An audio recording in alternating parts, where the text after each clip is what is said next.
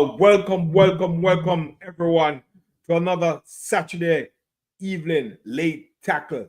I'm your host, T-Gut from Sports Down the Middle, and with me, my brother from Eddie Vision TV, Eddie Guna. Eddie, what's going on? Yeah. Good, me good, still buzzing from the Lionel Messi show on Thursday. What? They still have the Messi Mania. Oh Yeah, my! Messi Mania. That was one awesome thing that happened in the country. Messi Mania. That was an awesome one.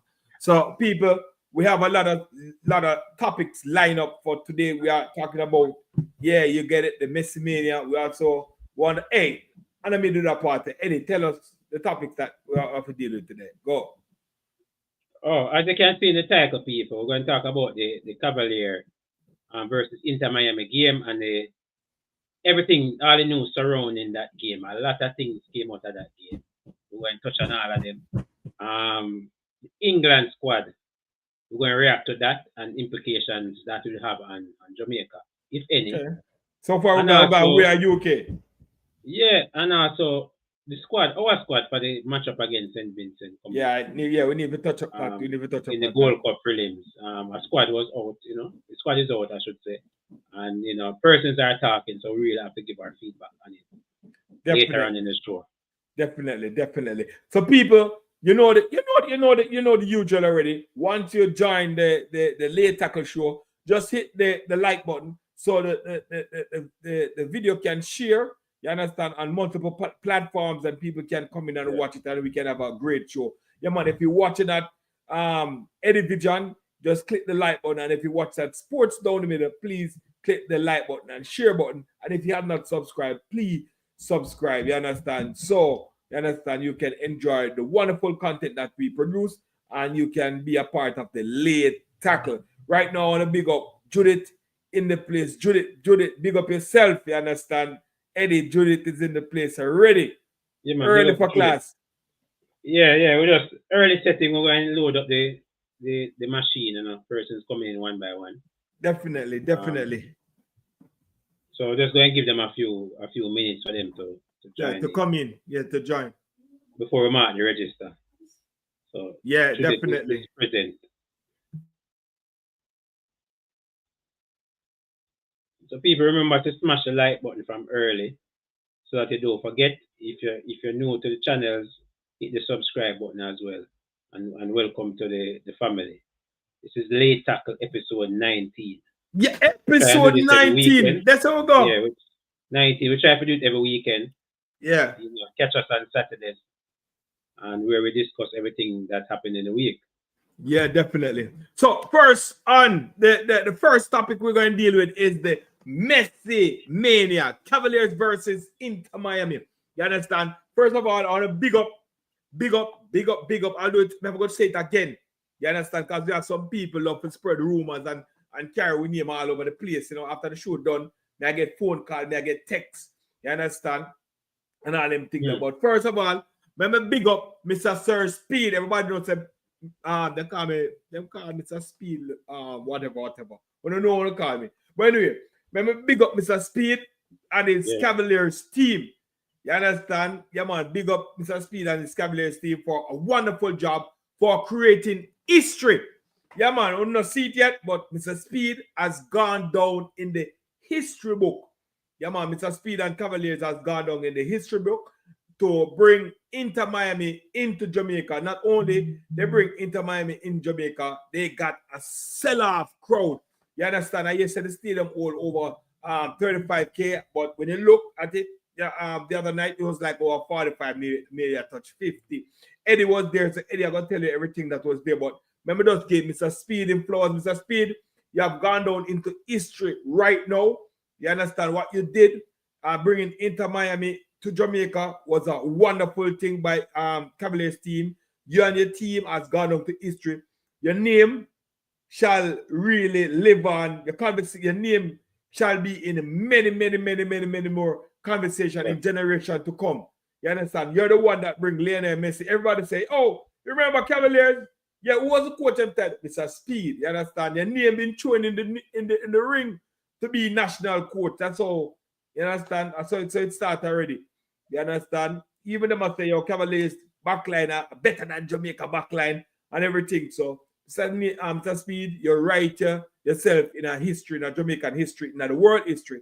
You understand? Bringing the legend, the myth, the GOAT of football to the island. Big up yourself, Mr. Speed. Well done and continue the good work. So Eddie, tell us everything that happened in the stadium on Thursday. Yeah, first of all, again, big up to the Cavalier family. Big up Rudolph Speed and the entire admin staff and everything. We got the accreditation. It wasn't the smoothest process, but we got the accreditation, so big up for that. And you know, we entered. We came early, and T got me tell the crowd. Yeah. Crowd T got. Sell off. Sell off. Me know Mr. Speed happy with the turnout. Must be probably 40,000 people in the stadium. T got. Yeah. And a lot of persons were outside as well. Yeah. So persons got ticket. You know, we're going to talk about the good and the bad. So persons got ticket, but were unable to get in. You know, the way it pop up, and you know, for security reasons, they were not allowed to go inside the stadium. You know, but the next thing I didn't like though, but I can understand. But with the ticket, them, so you buy a ticket, you got, and it's a VIP or VVIP for the grandstand. But when you go there, you can't sit anywhere. Oh Lord! But you say you never have nothing to buy. The sign is there now, but you don't have no security. Go buy. Anybody go buy. So I'm gonna buy a cheap ticket. I'm gonna buy a cheap less than euro. Just go sit in a euro seat. Right. And the seat them a number. So it's not like you must go seat A or seat A. Yeah, right. Like you know when you go over, so you have your seat number. You have your number. So whether you come later or not, you know you guarantee your seat there. Yeah, definitely. You know what I mean? But it's not the case. But so that was that a marketing strategy to put them something up on the ticket that you know so that not gonna happen? Yeah, everybody knows stadium bill, you know. Everybody knows stadium bill. You can't control. You can't control the people sit down. Yeah, you know what I mean? But if you remember, you know, the tickets went on sale before Messi, so some tickets would have been cheaper. Right. Because they didn't know who they were going to play. Right. So when they find out that they play Inter Miami, you know, the tickets them go up. So we can understand why you're in the same era, but you're paying different prices. Right. So I guess at the end of the day, we get that. One is asking, were there enough security? Well, to me, on TV, I feel like, to me, I think that there was a lot. You understand? Because you know why for security guard. The Prime Minister was there, the opposition leader was there, Minister of Sports was there. Yeah, everybody did that, man. Everybody turned up. So security did that, man. Security did that. The security was there, man. Hundreds of police. They're there. And especially when at the end of the game when Messi was trying to go back to the team bus. That was havoc. Yeah. We could even go to the mix zone to try and get interviews with the players or something. Because they just pack up with fans. Oh, definitely. Fans were on top of the roof, on top of vehicles all over. Wow. Trying to get a glimpse, persons trying to get a ticket, not a ticket, a picture, or just to, you know, something selfie, something with Messi, get a glimpse. But definitely. I have to leave, you know, so I don't know if they even got that. Yeah. But at that point, a lot of persons who did not get to watch a game were outside as well. So they wanted this because they couldn't get to go in to see him. So they wanted to get the glimpse when he was going in the bus. But it was a fantastic game. Yeah. I think fantastic experience as well. To see the big man. I know you saw him already. Yeah, man, I saw him already. Yeah, I did. So, you know, I did. Yeah. And the thing about it is the same thing that happened when they come on to to see him up more. I saw him when he was entering the stadium, you know, and stuff like that. But when he come on to the interview part, I thought he was coming in the mix zone, but he didn't say no. He didn't come in the mix zone. We saw other players. I saw other players coming into the mix zone. Like Alvarez was in the mix zone. That baller, that big baller, Messi bodyguard baller upon the field. Name again. Oh Lord. DePaul. I saw DePaul. I got an interview with DePaul. You understand? But yeah, everybody was there except Messi. But it was like that, you know. But I get to see him. I get to capture the goal that he scored against Jamaica. Over a lot of people capture the goal that he scored against Cavaliers. You understand? But it was really an awesome experience to see the little man. You understand? Yeah, and things are different with Messi, you know. When everybody came out to train, to warm up, he was actually still in the dressing room. Right. So it took a while. Even when the game started, he didn't enter and enter the stadium as in the playing part. He wasn't on the bench even when the game started. No man, But yeah. long after you see him walk and come. No man, the game wasn't start very warm on. The game never started. No, it I wasn't think start. it took a while to come out. Yeah, it took a while. He didn't come out with the team. And when With they the do team, right. when they do the after songs, the anthem. yeah, After the anthem the song and stuff like that, and then he walk. Then he walk, come out. You know, he came out before the game started. You understand? But yeah, I did. Even coming off the bus, he's the last to come after the bus. Had the security, your car get close. Yeah, man, bodyguard, everything. Bodyguard, everything. So you don't know. You have to protect. It's like you see the aura, you know, like he's a legend. He's just like a walk. He's just a walking legend. Definitely. You know what I mean? But so, let's look at some other facts. We see some other people coming out, Guna, against the fans. You understand? And we see my friend again. It's my friend, people. It's my friend. Don't believe it. It's my friend. You understand? My friend, Mr. Butler, come out with a video also. You understand? Bashing the fan. I see military they come out bashing the fans before and sponsors, and then you know kind of tone it down, and then he start to say whatever. But other people coming out bashing the fans and stuff like that. Tell me your take. I'm gonna give my take, but tell me your take about it, about the fans. People that say, let me give you one instance. People that say I saw black people sell out other them not cheer for Cavaliers, but them are cheer for Inter Miami and stuff like that. Did you see that perspective when you're at the stadium? What happened? Give me your perspective. I mean, persons were obviously there for Messi. I can say probably 98% of the fans were there just to see Messi. And at the end of the day, you cannot tell fans who to support. You know, they pay the money to go to the game, and if they want to cheer on Messi, they can cheer Messi. But for me, what I saw was the fans were cheering on Cavaliers along with Messi. Yeah. So anything that Messi did, the cheer. You know, you got the applause and the cheer. Anything good that Cavaliers did, you saw the cheer. Because we wanted Cavaliers to go on and get the goals. Definitely. Unfortunately, they didn't get that. But yeah, to bring back a next big side, you know. It would be better for Cavaliers if they beat Inter Miami. Bring a next big side to Jamaica. Maybe they won't get that. In LA. Yeah. Right. Don't bring a next big side and stuff like that. But so you can't stop the people them, you know. Can't stop the people. I don't think persons we weren't cheering for Miami. We were cheering for Messi.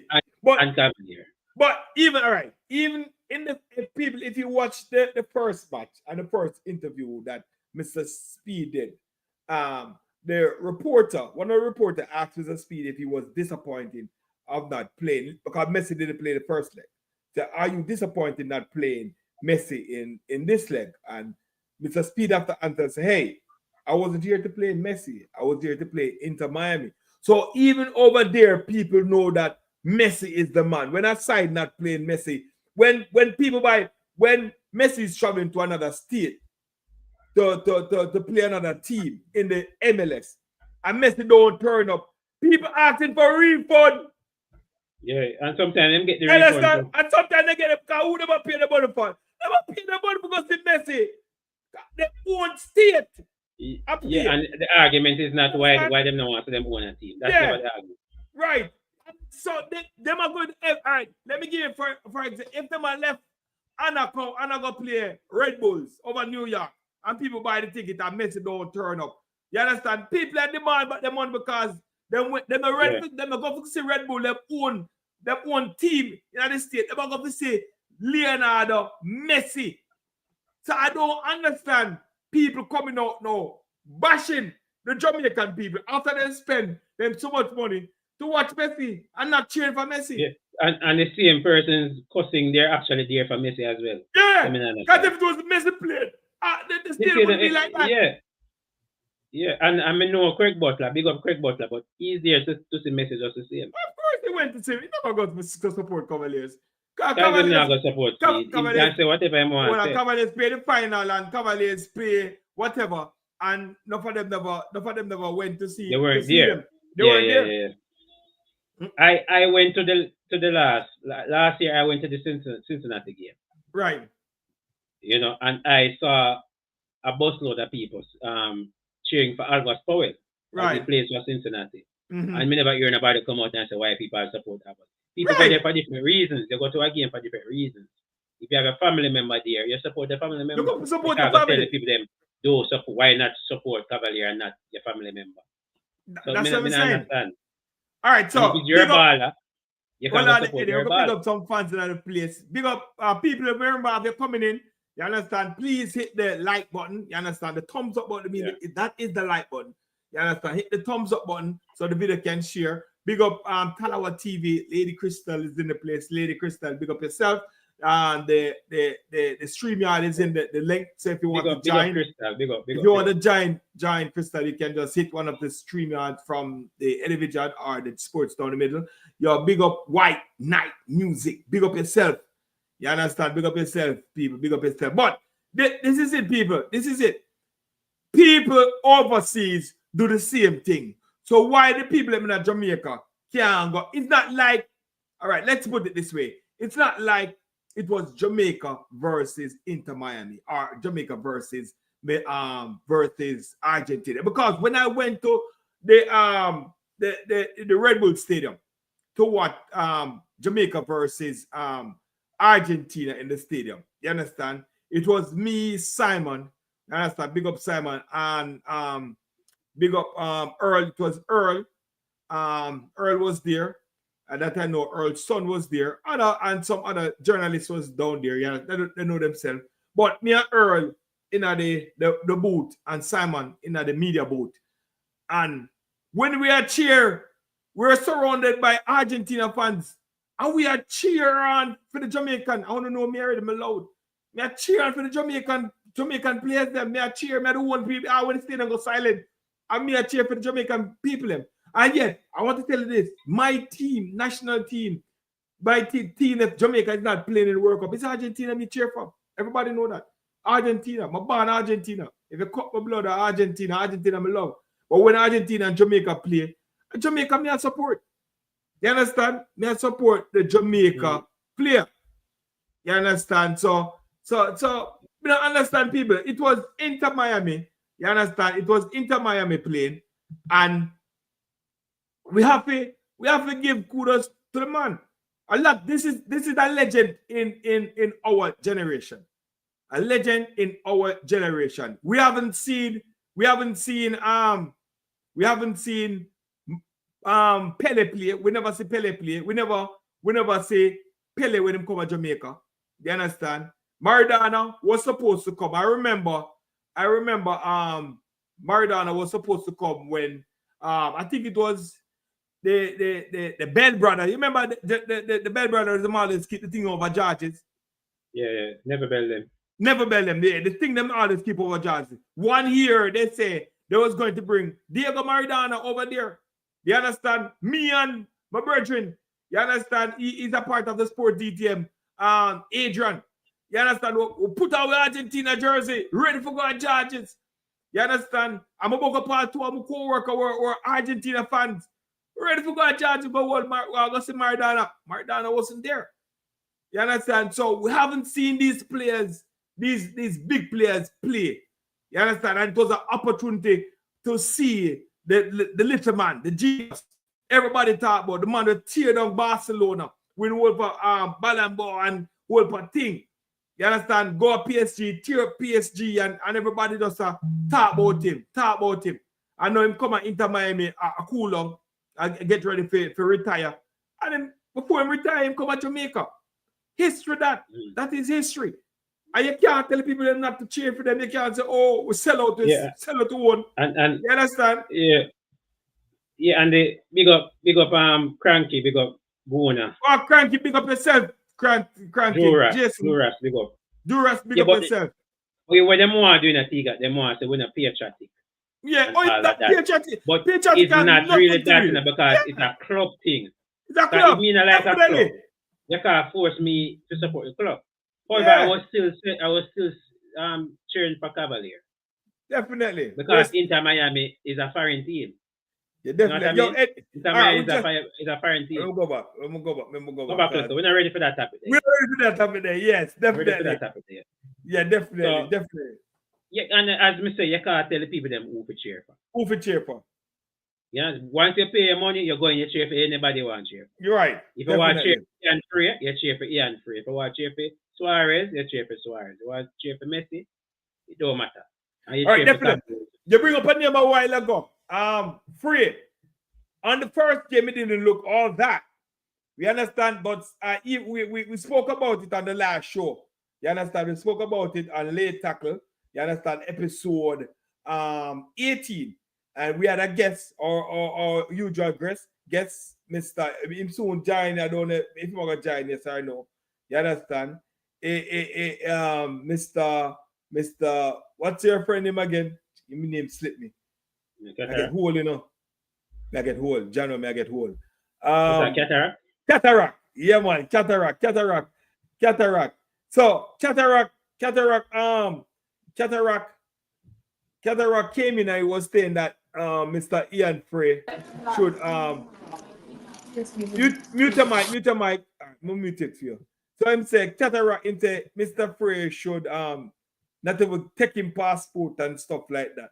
So this time I want him come on to tell me what do you think of Frey. No, Eddie, you were there at the game. Tell me what you think about Frey and his display. All right, so this time around, it will look better because he was not being attacked really. He was comfortable for most of the game. Miami had the largest, we call it now. They had a lot of the possession. So it was easier for him. It was an easier game, more comfortable. Miami had more control in this game when compared to the last game. Hold on, Eddie. Big up Preston. Big up Preston, you know. Yeah, I'm a friend that, you know, nobody can't. I'm a friend that you have the business and nobody wants to say. And so him come with the stats already. Hold on. So I guess 300 persons, but he was actually 125. 125? Hey, Simon, you need to join the link and come on. Simon, you need to join the link and come on. That's my friend. Yeah, so Simon, he had a better game. Friend, much better game. And the ball eagle, Mr. Aaron. Yeah, our friend. Yeah, go ahead, Eddie. Sorry. Yeah, so I'm saying, as I said before, more comfortable in this game. It was an easier game for him. He wasn't troubled. So all in all, it's still up in the air whether, based on the 2 games, it's still not enough a sample size to really say. Because I'm just seeing him for 2 games. Right. 1 game he was comfortable, not troubled. The other game he was really troubled and didn't look so good. So it's still 50-50 for me. But there's some talent there, I must say. There's definitely talent there. You see Miami always posting Ian Frey. When they post a Messi picture, they post Ian Frey, they post a Suarez. So that show you how much they rate the youngster. Definitely. So let's hope we can get him in the next window maybe or so. Definitely. You think he want to play for us? I'm keeping hope to see if he could join the US team. Because that team is a very big team, you know. That squad. The US, yeah. But if you look at the position, I don't know if he'll get a game in that US team right away. So he's maybe just leaving his option open a little bit. I don't think he's ready though for international football, coming off an injury and all of that. So when he say, I'm going to focus on club, he really mean he want to get back to himself, you know what I mean? So if he use that as an excuse, I can understand. Coming off of all of those injuries, he don't want to play in a world of unnecessary games right now. Just stick to your bread and butter and try to, get as fit as possible. All right, definitely. All right, so we have CC in the place. CC, give us your views on the attack the fans getting, cheering for Messi. Because I won't say they were cheering for Inter Milan, cheering for Messi and not cheering for and wearing the Messi jersey like me. Let me tell you that. Before CC go, it's much easier. Hold on, it's much easier to get a Messi jersey or Inter Miami jersey than to get a Cavalier jersey. I wanted a Cavalier jersey. Definitely. There wasn't any on sale. I don't know where to get a Cavalier. I want a Mount Pleasant jersey. I don't know where to get a Mount Pleasant jersey. Look like I need to call Mr. Speed. Availability needs to improve.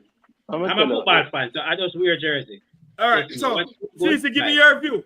Give me your Yeah, view. so I was just saying that in terms of what Eddie was saying, when it comes down to the JPL, I think most people have to just be a football fan.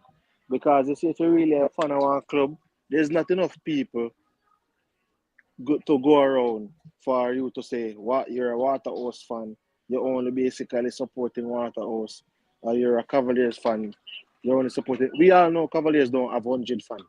The whole Jamaica know this. This is nothing new, right? Maybe if it was, for example, Waterhouse play in the Caribbean Cup, they would have more than 150 people there because Yeah. everybody knows that of all the clubs in JPL, Cavaliers is the one with the least fan base. That's public news. Fact.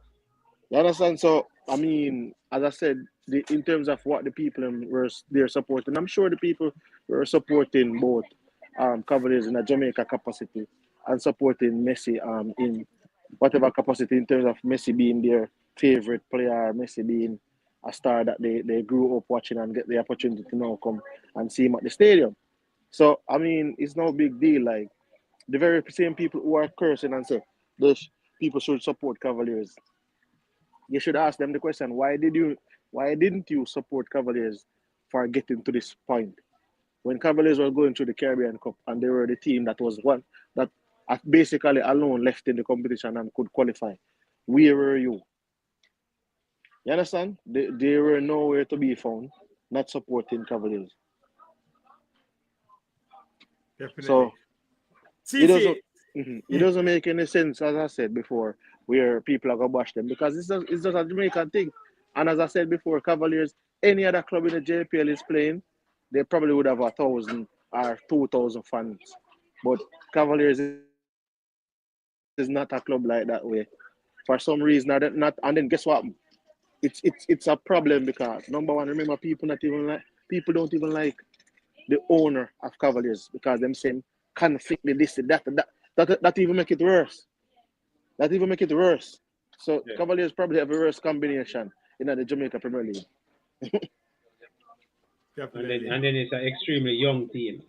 All right, so Simon tell us that previous club game bring out numbers of CONCACAF club tournaments to Mobile versus DC in 2015 at the Catherine Hall. 3-3 draw.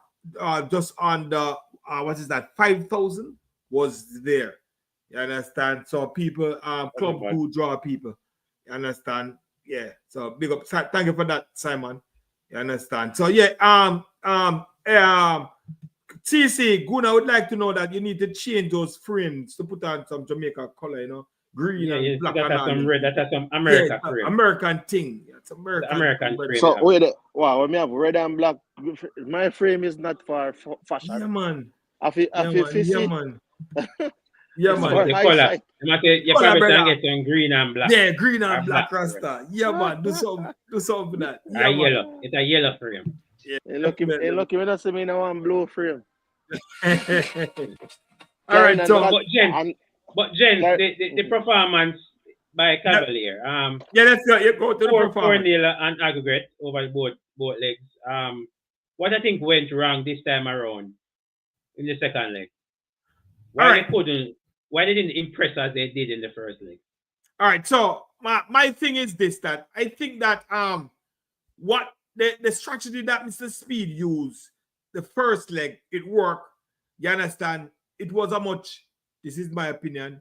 Jason can correct me, Simon can correct me. The field was much bigger to me, the field, and there was a lot of space. And the players could run. They could play the long ball, and they could chase the long ball, and they could run. This time around, the stadium field is not as big as that field that they were playing on at Miami. It looked like. So the space was small. So that long ball couldn't play at all. They couldn't play that long ball.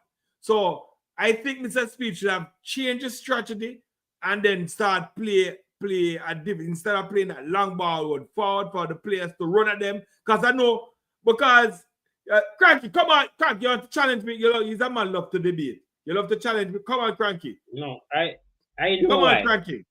The line is there. Yeah, tell me. I think the strategy that he implemented was wrong. You understand? That long ball thing never that work. And Inter Miami just, they were much in control of the game. So that's what I feel. The first game, they could run the Inter Miami with long pass. This time around, it wasn't working. Wasn't working at all. Was not working at all. So I think Michelle Smith should have just tried to switch and do something different. That is my perspective of the game. If Frankie, the stream is there. If you want to challenge, come and challenge. I guess you're not wrong. So Lemon giving a stat. Of course. 5%. Of course. See that, Frankie? You see that, Frankie? Lemon said it's true. You understand? Beat that, Frankie. Beat that. But you know, I beat you in that debate every time. I take you on my show and I beat you. And you want to come here? Apart from the pitch, though. Apart from the pitch size being too small, I think Cavaliers didn't get enough counters, or what Rudolph Speed would say, transition breaks. Right. You know what I mean? The first game, they would kill Miami because Miami was on the attack over and over, and they were pushing a lot of bodies forward, allowing space to run back, and Cavaliers utilized that space. This time around, the Cavaliers, the Miami team, didn't commit a lot of players going forward. So there weren't enough space, as they put it, but there weren't enough space because there were bodies that were behind. So they didn't get to count as much, so they didn't look as impressive. They had the ball, but they went long. You know what I mean? The first game, they went long, but they went long, and the players were more dangerous. Persons were one-on-one, winning first-time balls. That wasn't the case now. More compact from the Miami team. They allowed Cavaliers possession at some parts of the game, but Cavaliers were unable to break down the Miami setup because they kept going long. When they went long, they didn't have the numerical advantage like they did in the first game. So that's a main reason why this Cavaliers team didn't look as impressive. And maybe they were just tired too as well. They played Sunday. They didn't have enough legs as they did in the first leg, because the first leg, the referees, remember the strike of the referees that weekend. So they didn't have a game that weekend. They traveled to Miami. They were a little bit fresh. This time around, they played a midweek game. I don't think they had enough legs to carry them through the game. And with the whole excitement with Messi and all of that, it didn't really help them. Okay. All right. Thank you for your insight. Now, people relax. We're gonna mute our mic, and we're gonna give the man with a lot of stats and it's a lot of information. His name is Cranky from the show Cranky Live.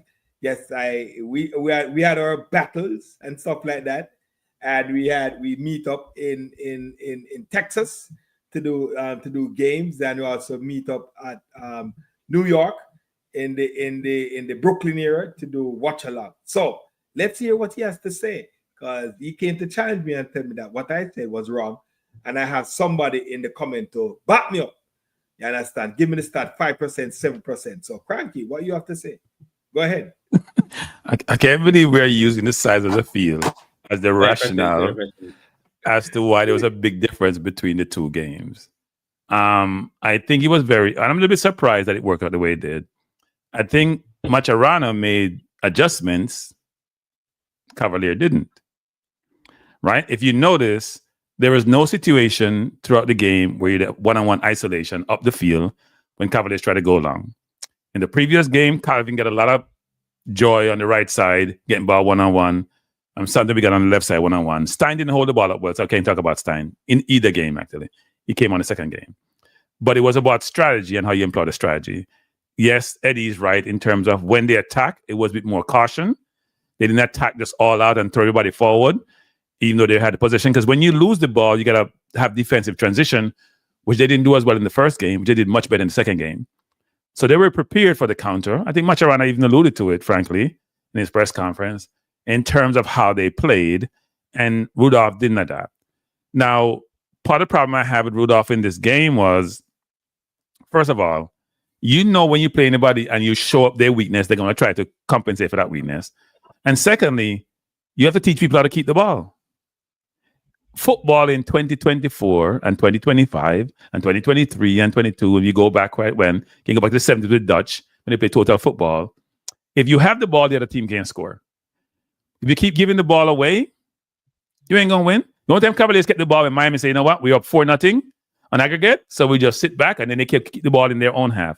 As they pass the half line, the game change. They cannot keep the ball. And Jamaica's coaches have to teach the players and the kids how to maintain possession. Possession give you option. You can rest an offense. If you're just chasing the game on defense, as you allude to Eddie, you're going to run out of steam at some point during the game. Right? That's why City is so good, because they basically rest on offense. They're not as good this year because their legs are gone, so they can't press you as much as they used to in the past. And that's why they look now. But I don't buy this notion about the field being 5% difference, and that was the rationale. I don't have no width to operate. No, Miami was smart about how they play the game.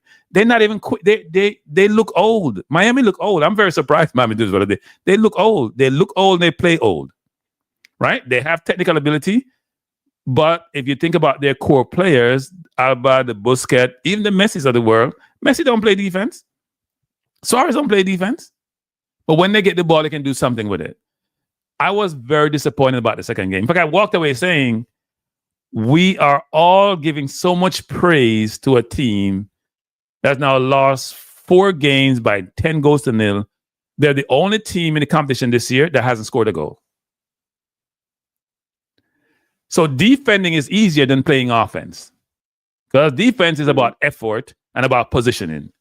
Offense takes technical ability and creativity to break down my opponent, which is didn't materialize in any of the games where we walked through them, for example. Right? Any game where we put 5 passes together in their half of the field.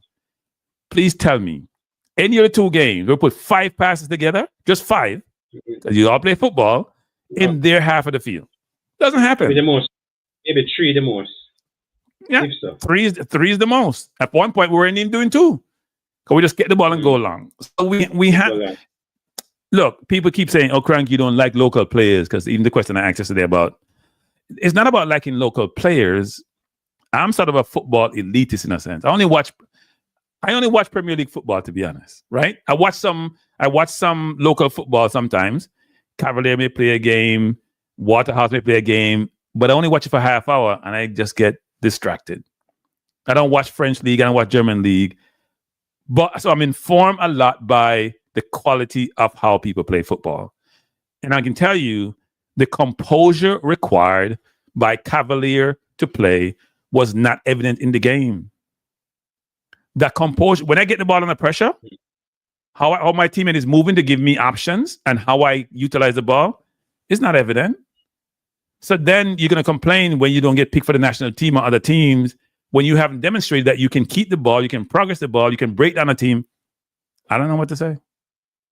So T-Gat, that's why I was saying, and say T-Gat really, because I didn't see where you were saying that Macherano adjusted and even keep 2 defenders back sometime when he normally would have 1. Because what they did was, when I lose the ball, I have to be able to defend. It's not about me just attacking. My defensive transition has to be there. And they did a better job this game. And here's another thing, too. I think Speed's changes were horrendous. I don't really know Cavalier team that well. So say I'm a person who's come from Mars watching them play. Milan was taken off the field.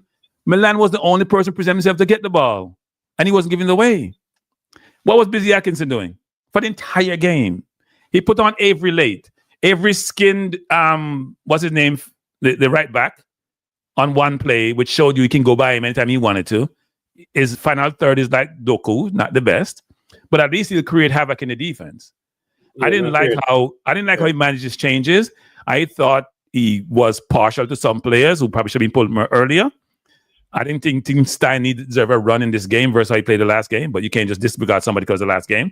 I just thought his changes weren't what they should be, and his game adjustment weren't what they should be.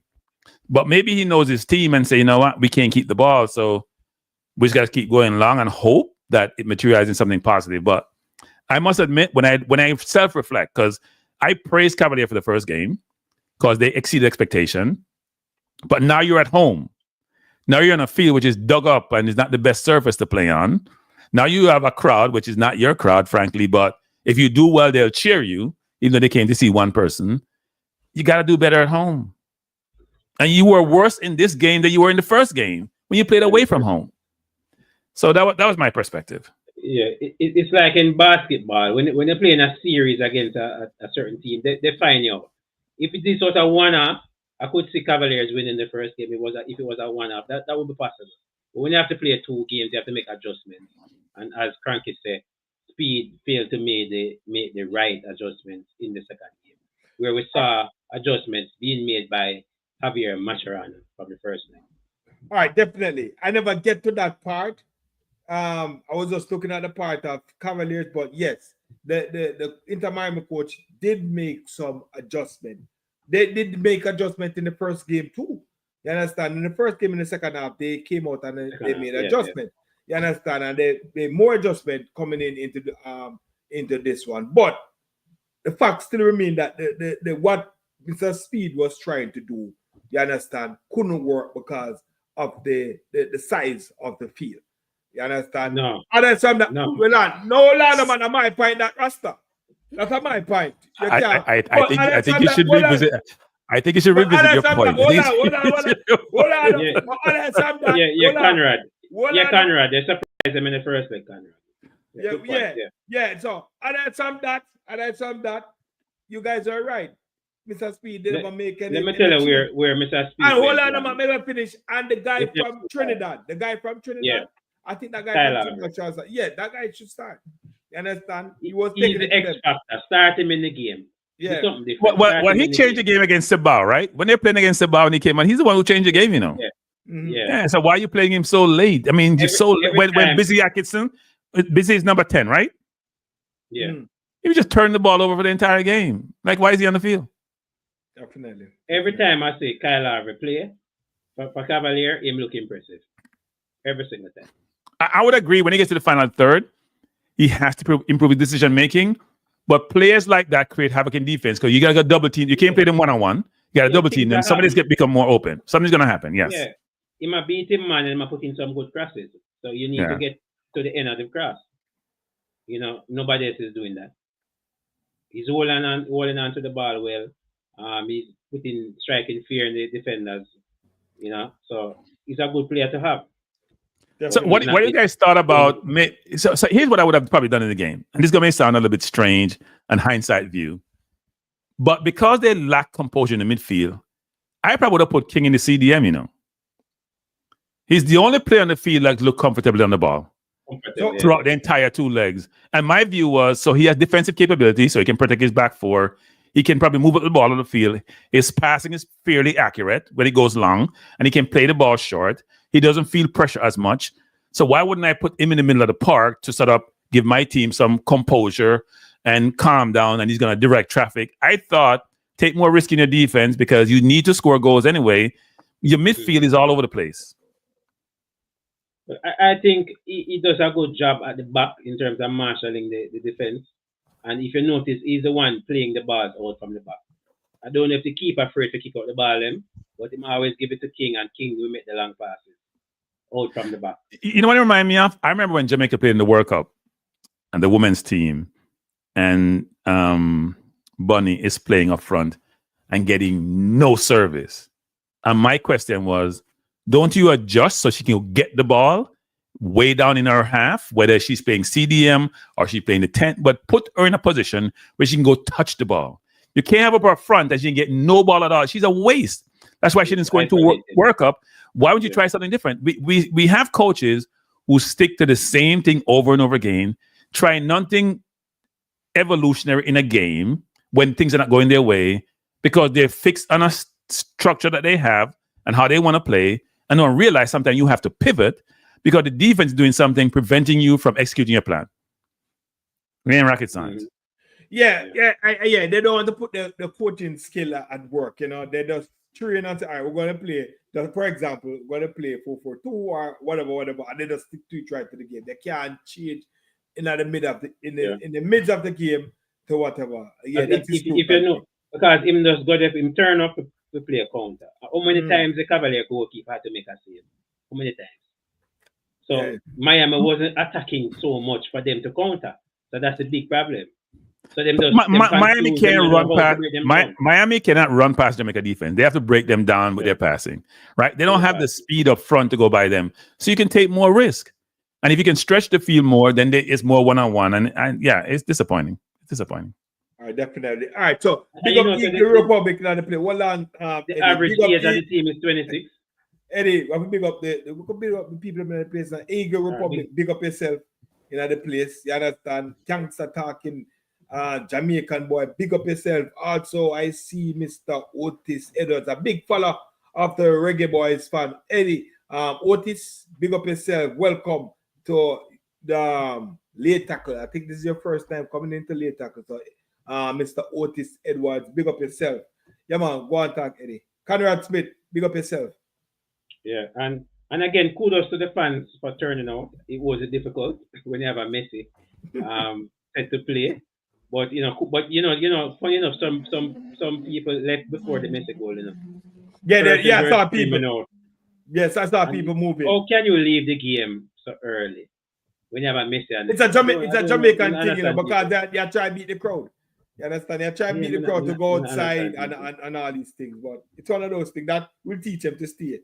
Until it's not already in a Jamaican match already, In a Jamaican match already. Yeah, man, in a Jamaican match already.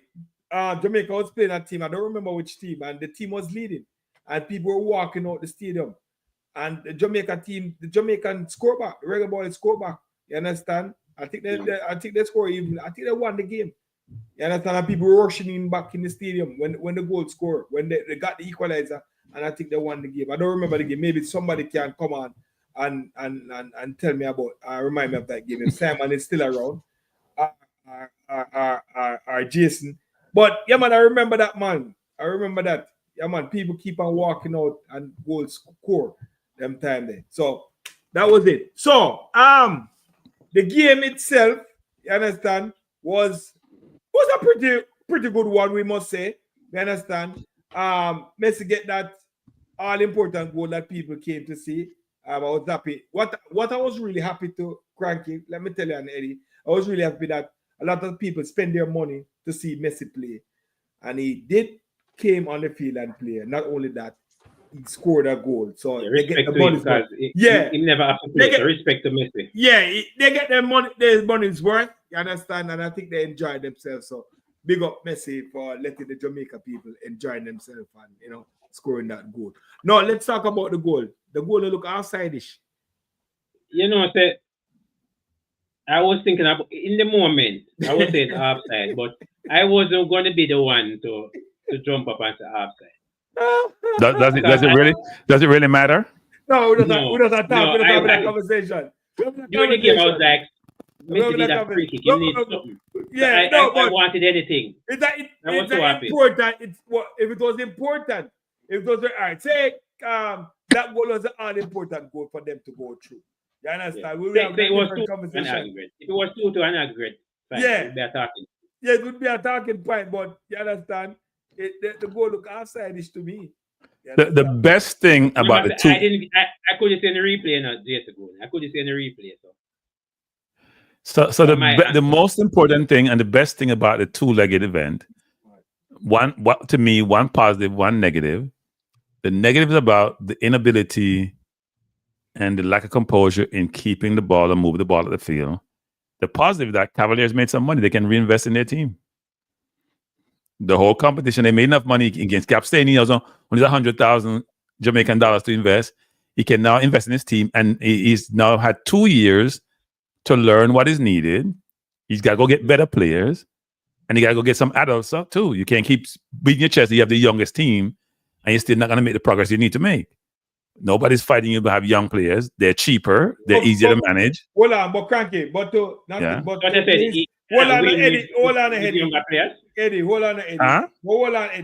on, Cranky. But you have to give it to the Cavaliers boss, because last year he was run up with a younger side. He made an adjustment. He won it, and he was champion. So how you ever tell a man to go against his blueprint? If his blueprint every year, he's not going against his blueprint. No, he's enhancing his blueprint. He's not going against it. No, but he's enhancing his blueprint. But Cranky, he run away from getting older players from in the squad because he told you We're not saying go old. We say get some adults in your team also. Yeah, but he only has a couple adults in his team. He run away from that, and he get younger players. Get a spine. Get an experienced striker, experienced midfielder, and maybe. He run away from that, and his blueprint was to use the younger player, and he's been getting to play. So do you think he has narrowed the gap? Because I keep telling you guys this, the Caribbean is not your competition, So has he narrowed the gap with the US teams, the MLS teams? I would say. All right. Well, let's look at it. All right. I guess yes. Hold on. Technically, yes. Hold on. Yeah, because 6 love last year. That's what I'm saying. Last year he was runner-up and he got beat. This year he won. So the Caribbean teams are out of it. When he plays Cincinnati, how much he got, Eddie? 6. Right. Mm-hmm. So this leg he got 4. So against a better team, against a much better team, the Miami team. Right. So wait. Back up. You say Inter Miami is better than Cincinnati? Hold on. Really? Hold on, people. Hold on. No. Who won? What Cincinnati finished last year? What Cincinnati finished last year? I can't bring it up. I know that Miami finished almost at the top of their conference. I'm certain of that. Cincinnati's younger, had a bunch of probably South American players in their team, young people running, physically fit, just like the Cavalier team, different levels. These are a bunch of old, who are technical, who are playing against. Even Frey, who's young, can't run. Even the right back who's young can't run. He can play football. Can't run. Say about 6 players on the field who can't run. And we're saying they're better because they're more technical and they have better resumes? I don't think so. Go watch the Cincinnati team play last year. It was night and day with Cavalier. Cavalier wasn't on the pitch last year. They just turned up. They didn't look like they could play football at all. So don't say they improved. They may look better against the older team because the older team can't run. I'm not sure they improved. I can't make hand on heart that improve. So last year, Miami finished top. Cincinnati finished 6th. So 74 points compared to 59 points. You hear that, Cranky? That was last year. Huh? Last year. You hear that? Last year, Miami finished top with 74 points. Cincinnati finished 6th in the conference. Yeah, but didn't Cincinnati win the year before that? When they come into the season? Can you talk about the end of the season? You talk about the end of the season, What was Cincinnati the year before that? That came into the 23 season or the 24 season? They come into the from 23 to 24. I thought Cincinnati did Atlanta win or Cincinnati win? I thought they were. Trust me, Cincinnati was a better team. Yeah, better than this Miami team. Yeah. 23 was Cincinnati. Right? Was Cincinnati 23? Yeah, 23 Cincinnati. Yeah. They came into 24, which is where we are, where we played last year, which is equivalent to this year. So no, Cincinnati was a very good team. Wasn't that before Messi? When did Messi come in? No, man. I think that's during Messi, man. No, probably, maybe. Because I remember Messi's been here, what now? 2 years? 2 years? That was when Nana was at Miami. Yes, Nana was at Miami, yeah. Yeah, they wasn't as good that time. But I'm just saying Cincinnati was a very good team when they played Cavalier. It's not to me, they're better than this Miami team when they played Cavalier and how they were playing. And they were a younger team, a fitter team, right? Mm-hmm. So it's hard to say, well, Cavaliers made progress because they only got 4 versus. In fact, you know what? Us saying you only get 4 versus 6 is not a good conversation. It's not a good conversation. Just start off with. It's still terrible. 4 versus 6 is not a good conversation. If you're looking for positives, we really have to try. Yeah, but the fundamental thing we see with entirety, whether it's the true Trinidad games, whether it's a Cavalier game, how do we teach players to keep the ball? Okay. You see that Cincinnati won the Supporter Shield in 2023. You understand? But the point I'm trying to make is that Cincinnati was a better team when they played to me than how Miami looks, because Miami just looks slow and plodding to me. I give it that. Plus, Messi only played what 20 minutes, 25 minutes in both legs, right? Over 180 minutes, he played what 25 minutes? He came on the 52nd minute. Yeah, okay. Almost. Right. Definitely. Yeah, so definitely. And he probably add value because he scored in both legs against Kansas City, didn't he? Scored against Cavalier in less than Yeah. He But makes a Suarez was difference the in the man team. for Suarez was the man for the series though, the tie. But Suarez can't run. Don't you watch Suarez? He can't Still has the run. touch. Still can shoot. Still have touch. Still has Still good can touch, shoot. but can't run. Yeah. Can't run. Run like he's in mud. Why heavy and put on a lot of weight. Yeah, but why we need to run if you get the ball in a certain position and you can't score it? Yeah, but when you play against a better team that can match you, technically you're in trouble. That's why he needs to run. Cavalier may be fit, but they're on the technical ability. I just think from a coaching standpoint, the JFF and the JP and all those people involved in football in Jamaica has to revisit how we teach people and coach people to play football. All right, they really have to. All right, Jason have a different take on it. I like it. I like Jason's take. Jason said Miami can play fast, but they purposely play slow versus Cavaliers to limit their strength. Why you have to say about that, Cranky? Good ball, Jason. I don't even know. Wait. I don't even know what that means. I mean what it means. Explain to me what that means. No, explain to me what it means. They don't want to end up in a back and forth. Back and forth. What back and forth we talking about? Don't want that. So a back and forth. Wait now. So here's the back and forth we're talking about. I have the ball. I keep it for 5-6 minutes. I penetrate you, and you kick it up the field. Are you 90% of you don't get it? That's a back and forth? That was the reality. What I'm saying is they didn't want the high pace. I attack fast, you attack fast. Back and forth. Attack after attack. I am shocked to hear that. Not necessarily a build up. Not necessarily build up. I don't know anything about football. I'm just a YouTuber, so I don't know anything about football. So I just Cavaliers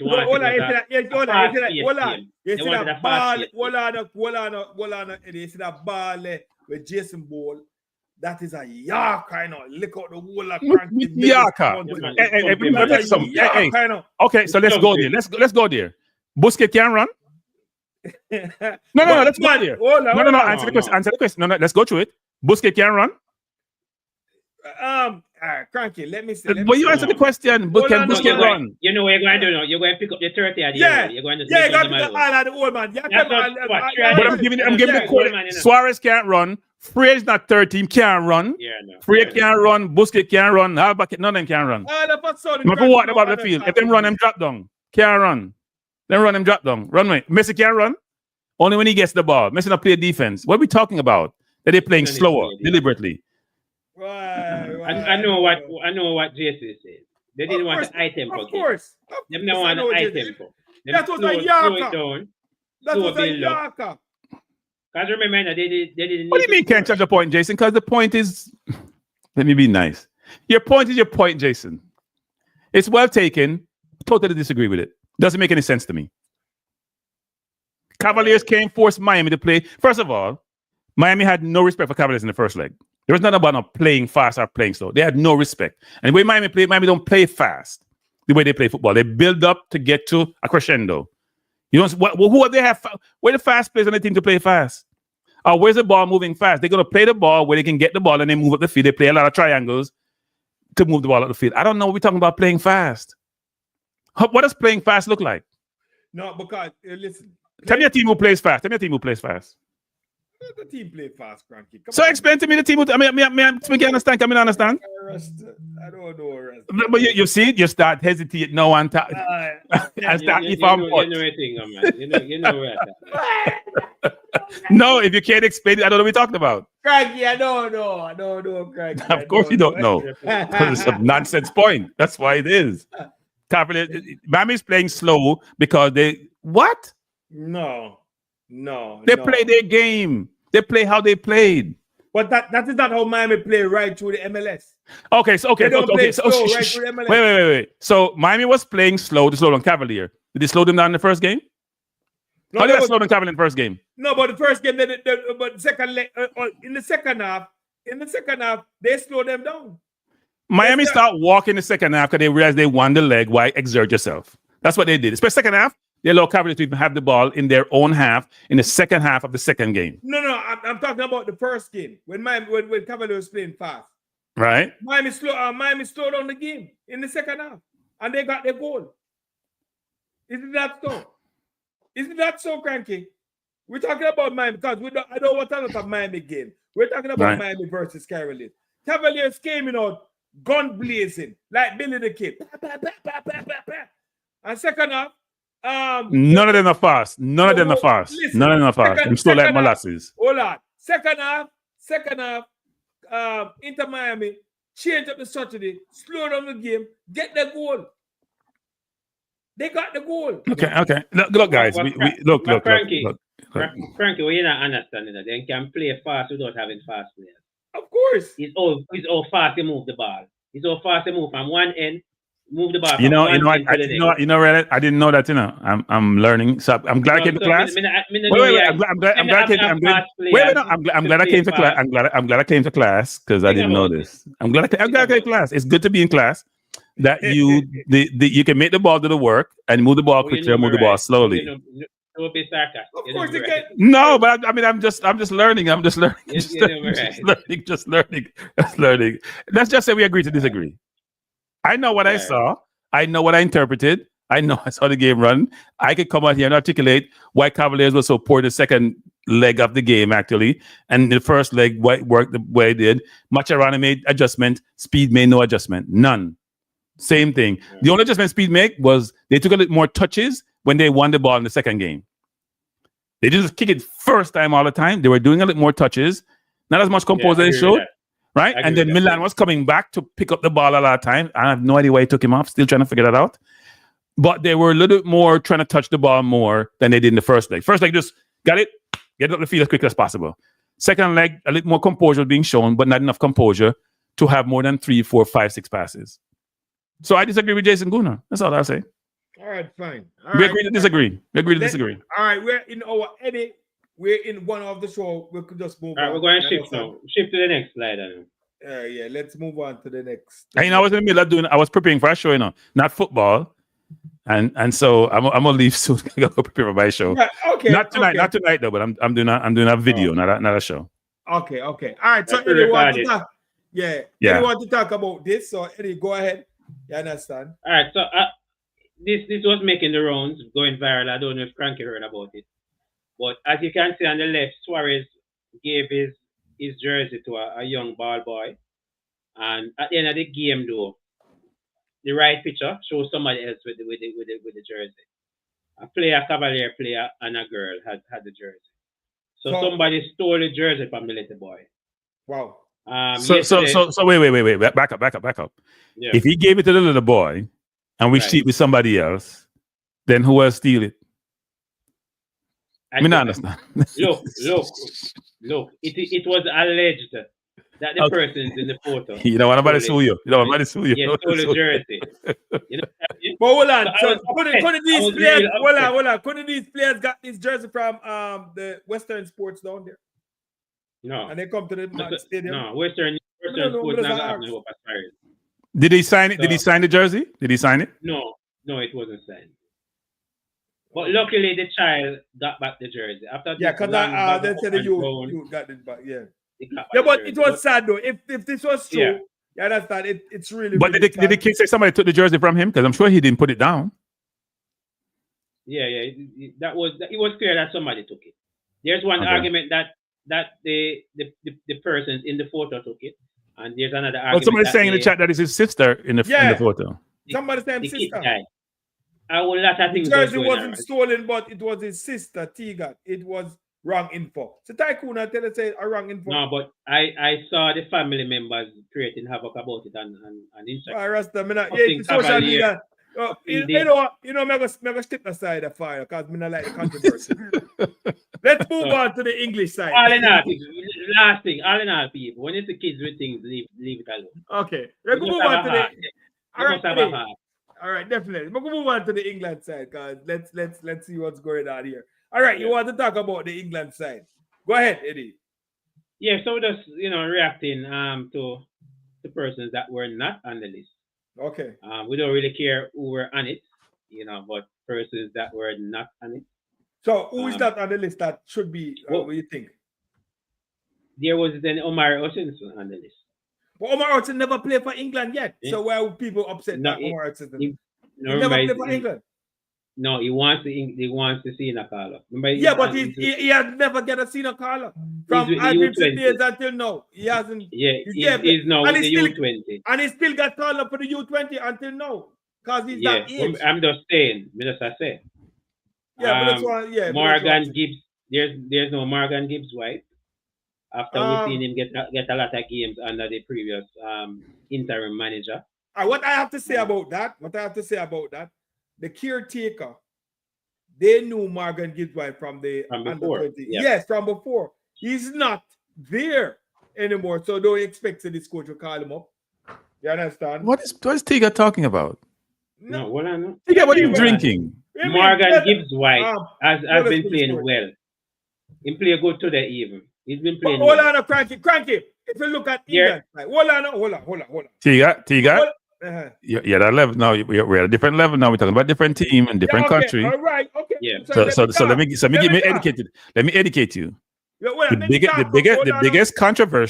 biggest controversy about who wasn't selected is Morgan Gibbs White. Go listen to Talk Sports, go listen to Sky Sports, all of them. And when asking the question, he's the captain of Nottingham Forest. Yes, He's a yes. young player. Yes, He's been brilliant all season. yes, How does yes, Rashford and Henderson get the team? And even Dan Burns and Morgan Gibbs White is not there. That has been the conversation. Remember, he's third. He's third in the Premier League. Hold on. That was always going to be a talking point when a top performer we're performing in the English league has not been selected, and it has been going on for years. Must back up a little bit. You understand? I'm gonna talk facts and talk football. All right.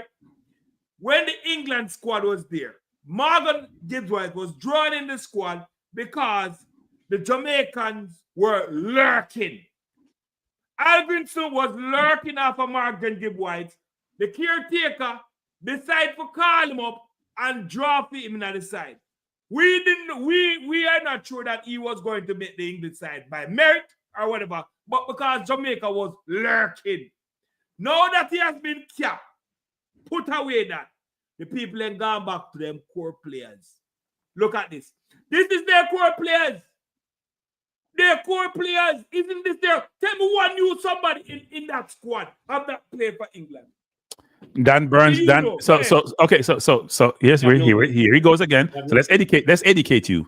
Yes, Dan Burns hasn't played for England. Lewis Skelly hasn't played for England. What are you talking about? No, we're talking about in Morgan Gibbs White's position.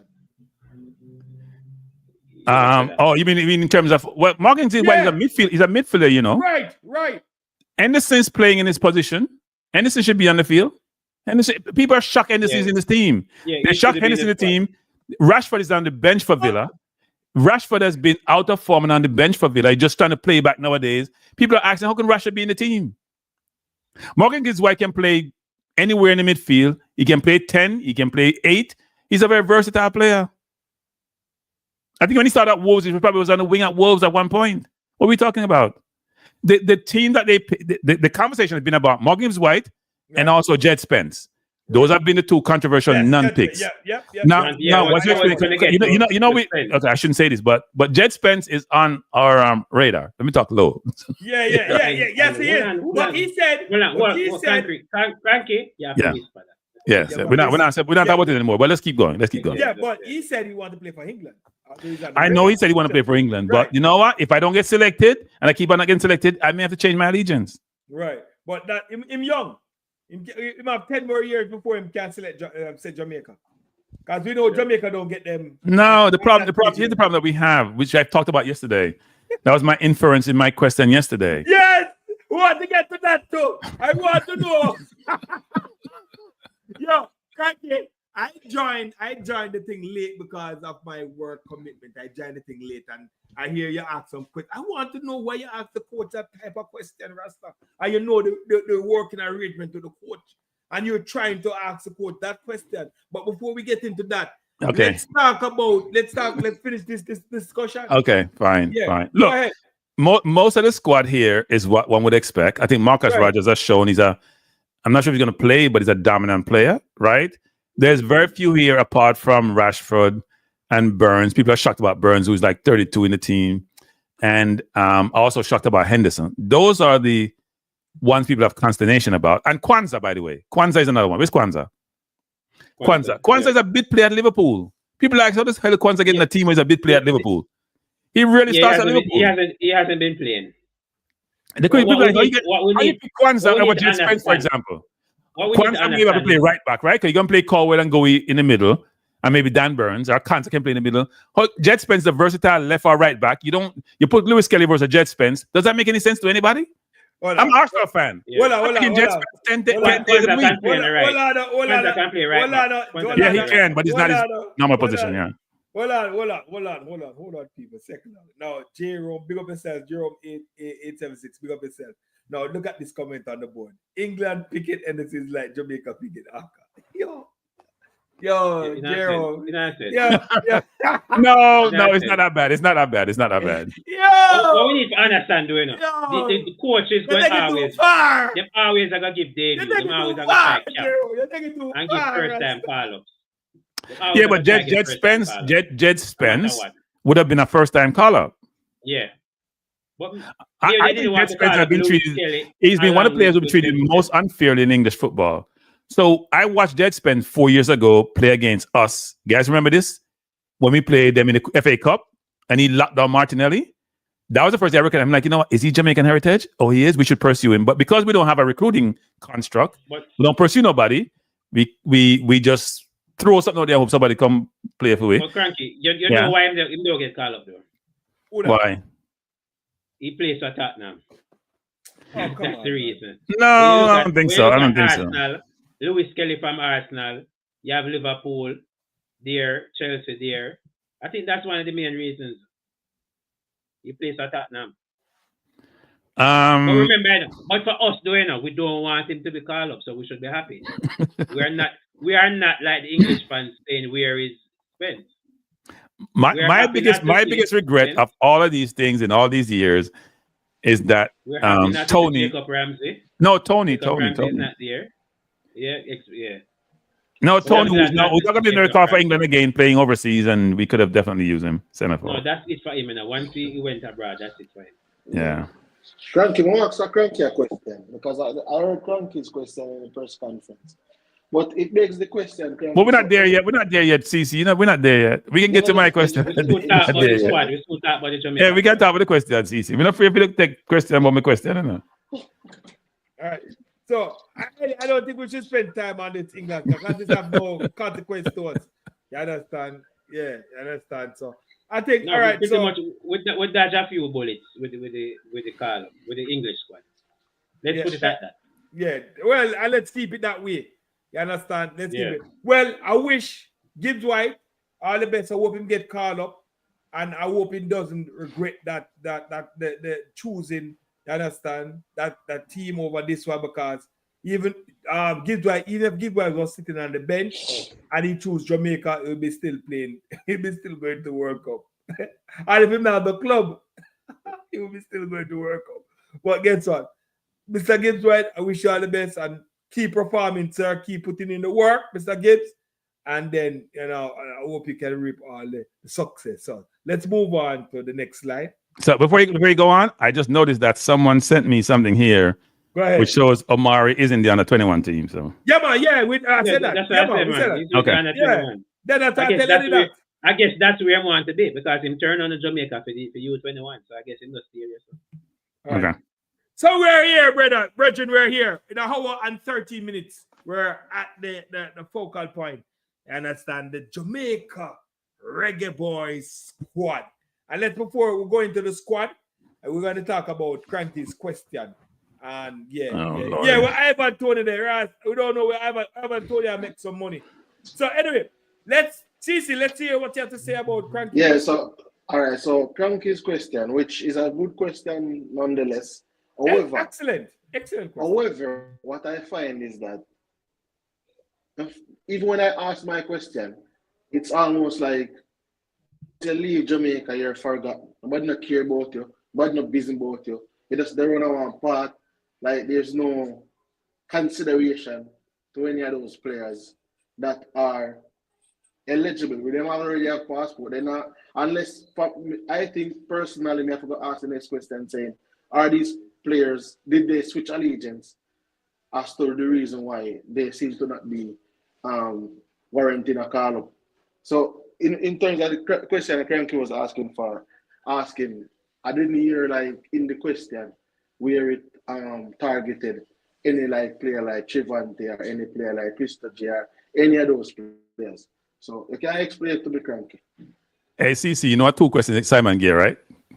And if you take the question and follow up, him see 2 done. That's why I'm probably not going to go back on the press conference. I would admit I'm probably not going to go back to the first press conference. And here's why. I hear you say that, but you can't. I may not go back to the no, seriously. Here's why. So I listened to how the English media engage with Tuchel and the respect he shows them and how he answers the question with evidence and detail to substantiate his responses, right? So the coach agreed about the quality issue when I asked the first question, because I try to give background to my perspective to then inform how we should think about the question, right? I watched his face when I was in St. Louis when the game was done. I watched his subsequent press conference. I heard what he said. He was basically saying we don't have the quality. Some people in Jamaica are complaining about cranky fight local youth. I'm telling you what I saw. I watched it with Trinidad game. You and I watched those games, Tiga, right? I watched Cavalier play today. We can't keep football. We cannot maintain football. We're not showing differentiation or ability to allow us to say, no, I should progress to matriculate to the national team, right? That was just my question. If we don't have it locally and we need to develop it, we got to work on doing that. In the meantime, or continuously, because there are a lot of Jamaicans overseas, want we going out and having a very real, well-constructed, well-defined, well-thought-out recruiting strategy. The coach mentioned Devon and Ian and other stuff. The JFM will give Devon no recognition. The JFM, me talk to them about but me not going to me talk about them about Devon. But me tell you, they don't give no recognition. They don't want to give no designation. He does it on his own. Free. And now he's been pointed to as a source of doing recruiting. When Devon go there, I'm going to people DM and talk to them and engage them and him charismatic so he can get them to even think about Jamaica. They're not giving the people who want Jamaica and get designation, them not do nothing. Because some people don't want to do a recruiting strategy. They want to maintain the status quo. When CC complain about some players not getting recognition because they overseas, them overseas already. They can't sell them anymore. Unless they have sell-on clause, they can't sell them. They don't care anymore. They don't think about people who are local who they can sell to make money. Right? So my question wasn't to put the coach on the spot. The second question I asked, which is interesting, I heard the question be asked of Tuchel. Right? Someone said it to me. They say, you're going to think about it. I'm like, yeah. And I vasted it. I was like, maybe I shouldn't ask this question because I know this is going to go. It may not be the best digested. People going to say, cranky, I try to show up this and show up that. Because I know how people think, right? But I thought it was important because Tuchel said he went to 25 games. He's been on board much less longer than this coach. I have never seen this coach at a game. Now, maybe he's there and he's hidden. The camera's not on him. Never seen that one game. He doesn't stay in Jamaica and go watch the EPL, a JPL, and say, you know what, maybe I can find a gem in a Fuller, for example. You don't even know the players. When you ask him questions about players, he goes in generalities. Or if Simon don't tell him anything he don't know him about. I can observe and see that. The question, my question, no. The question that was asked by Jason Guna about Ravel, up to them to answer the question.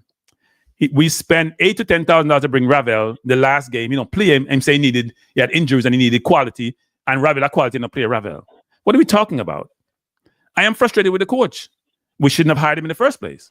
I told him to go Spain, go find somebody, Spain €1 with somebody we nobody know about, who can think football, who know football, who have a style of play, who have a system of play, who have an educational system, what teach people to play football, who can work with people in Jamaica to educate them about coaching people, not just some coach coming overnight, spend a couple of days, go back home, go sit on the beach and go to Spain, go sit on the beach and get suntan, and then come back again and do the same crap. Where are we going with this? That's you hear my voice. I'm frustrated, right? But when he didn't answer my question, I said, no, I'm not coming in press conference. Somebody told me, I won't say who did. Somebody told me that hold on. He answered my question appropriately. That's what they said. Somebody in the know, and I laughed at that response because I heard Tuchel response and Tuchel response. No, man. Go watch the Tuchel response. Go watch Tuchel response. It's different. But Cranky, because it's about respect. It's about respect. Cranky, you don't expect him to respond like how Tuchel responds to the same question. I expect you to provide evidentiary matter. Say, you know what? I've been to a number of games and I've watched a number. You might have to go detail each player now. I have been to a number of games of players. Him saying then go all over where you go. Yeah. You go No. Ayak, you go France, go watch Greenwood, you go watch Lambakiza, you go watch Latibodier. Who you go watch? I've never him saying go that game, go watch no player. But him can't stay in the comfort of his home and watch TV like No, that's nonsense. I'm just saying. Him use wife. No. Him use wife. No, that's not guys, stop that nonsense. Hold on,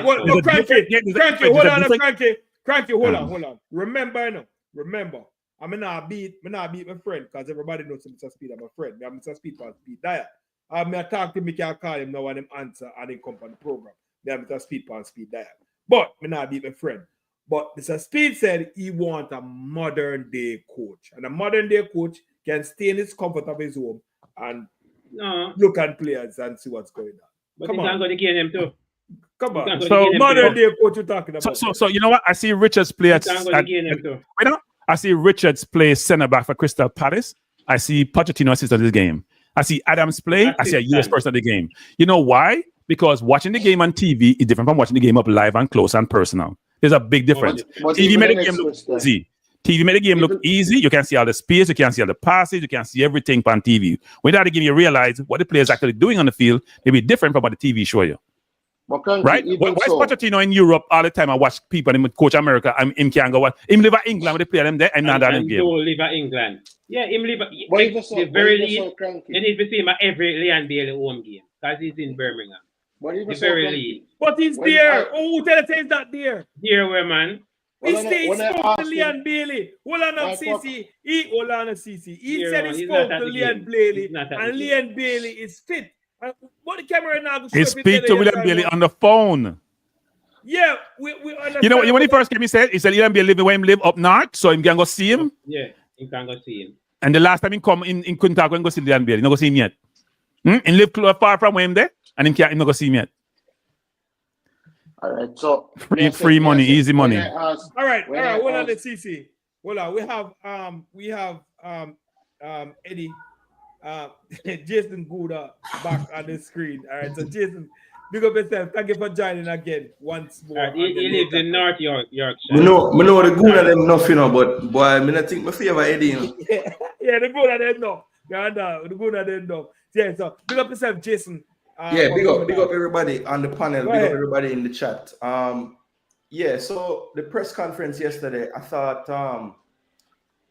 what one of the big takeaways for me was how different his disposition has become in these press conferences. I remember the first few press conferences, we were like, this is the happiest guy in the world. You know what I mean? I mean, smiling, want to make small talk with everybody, asking him a question.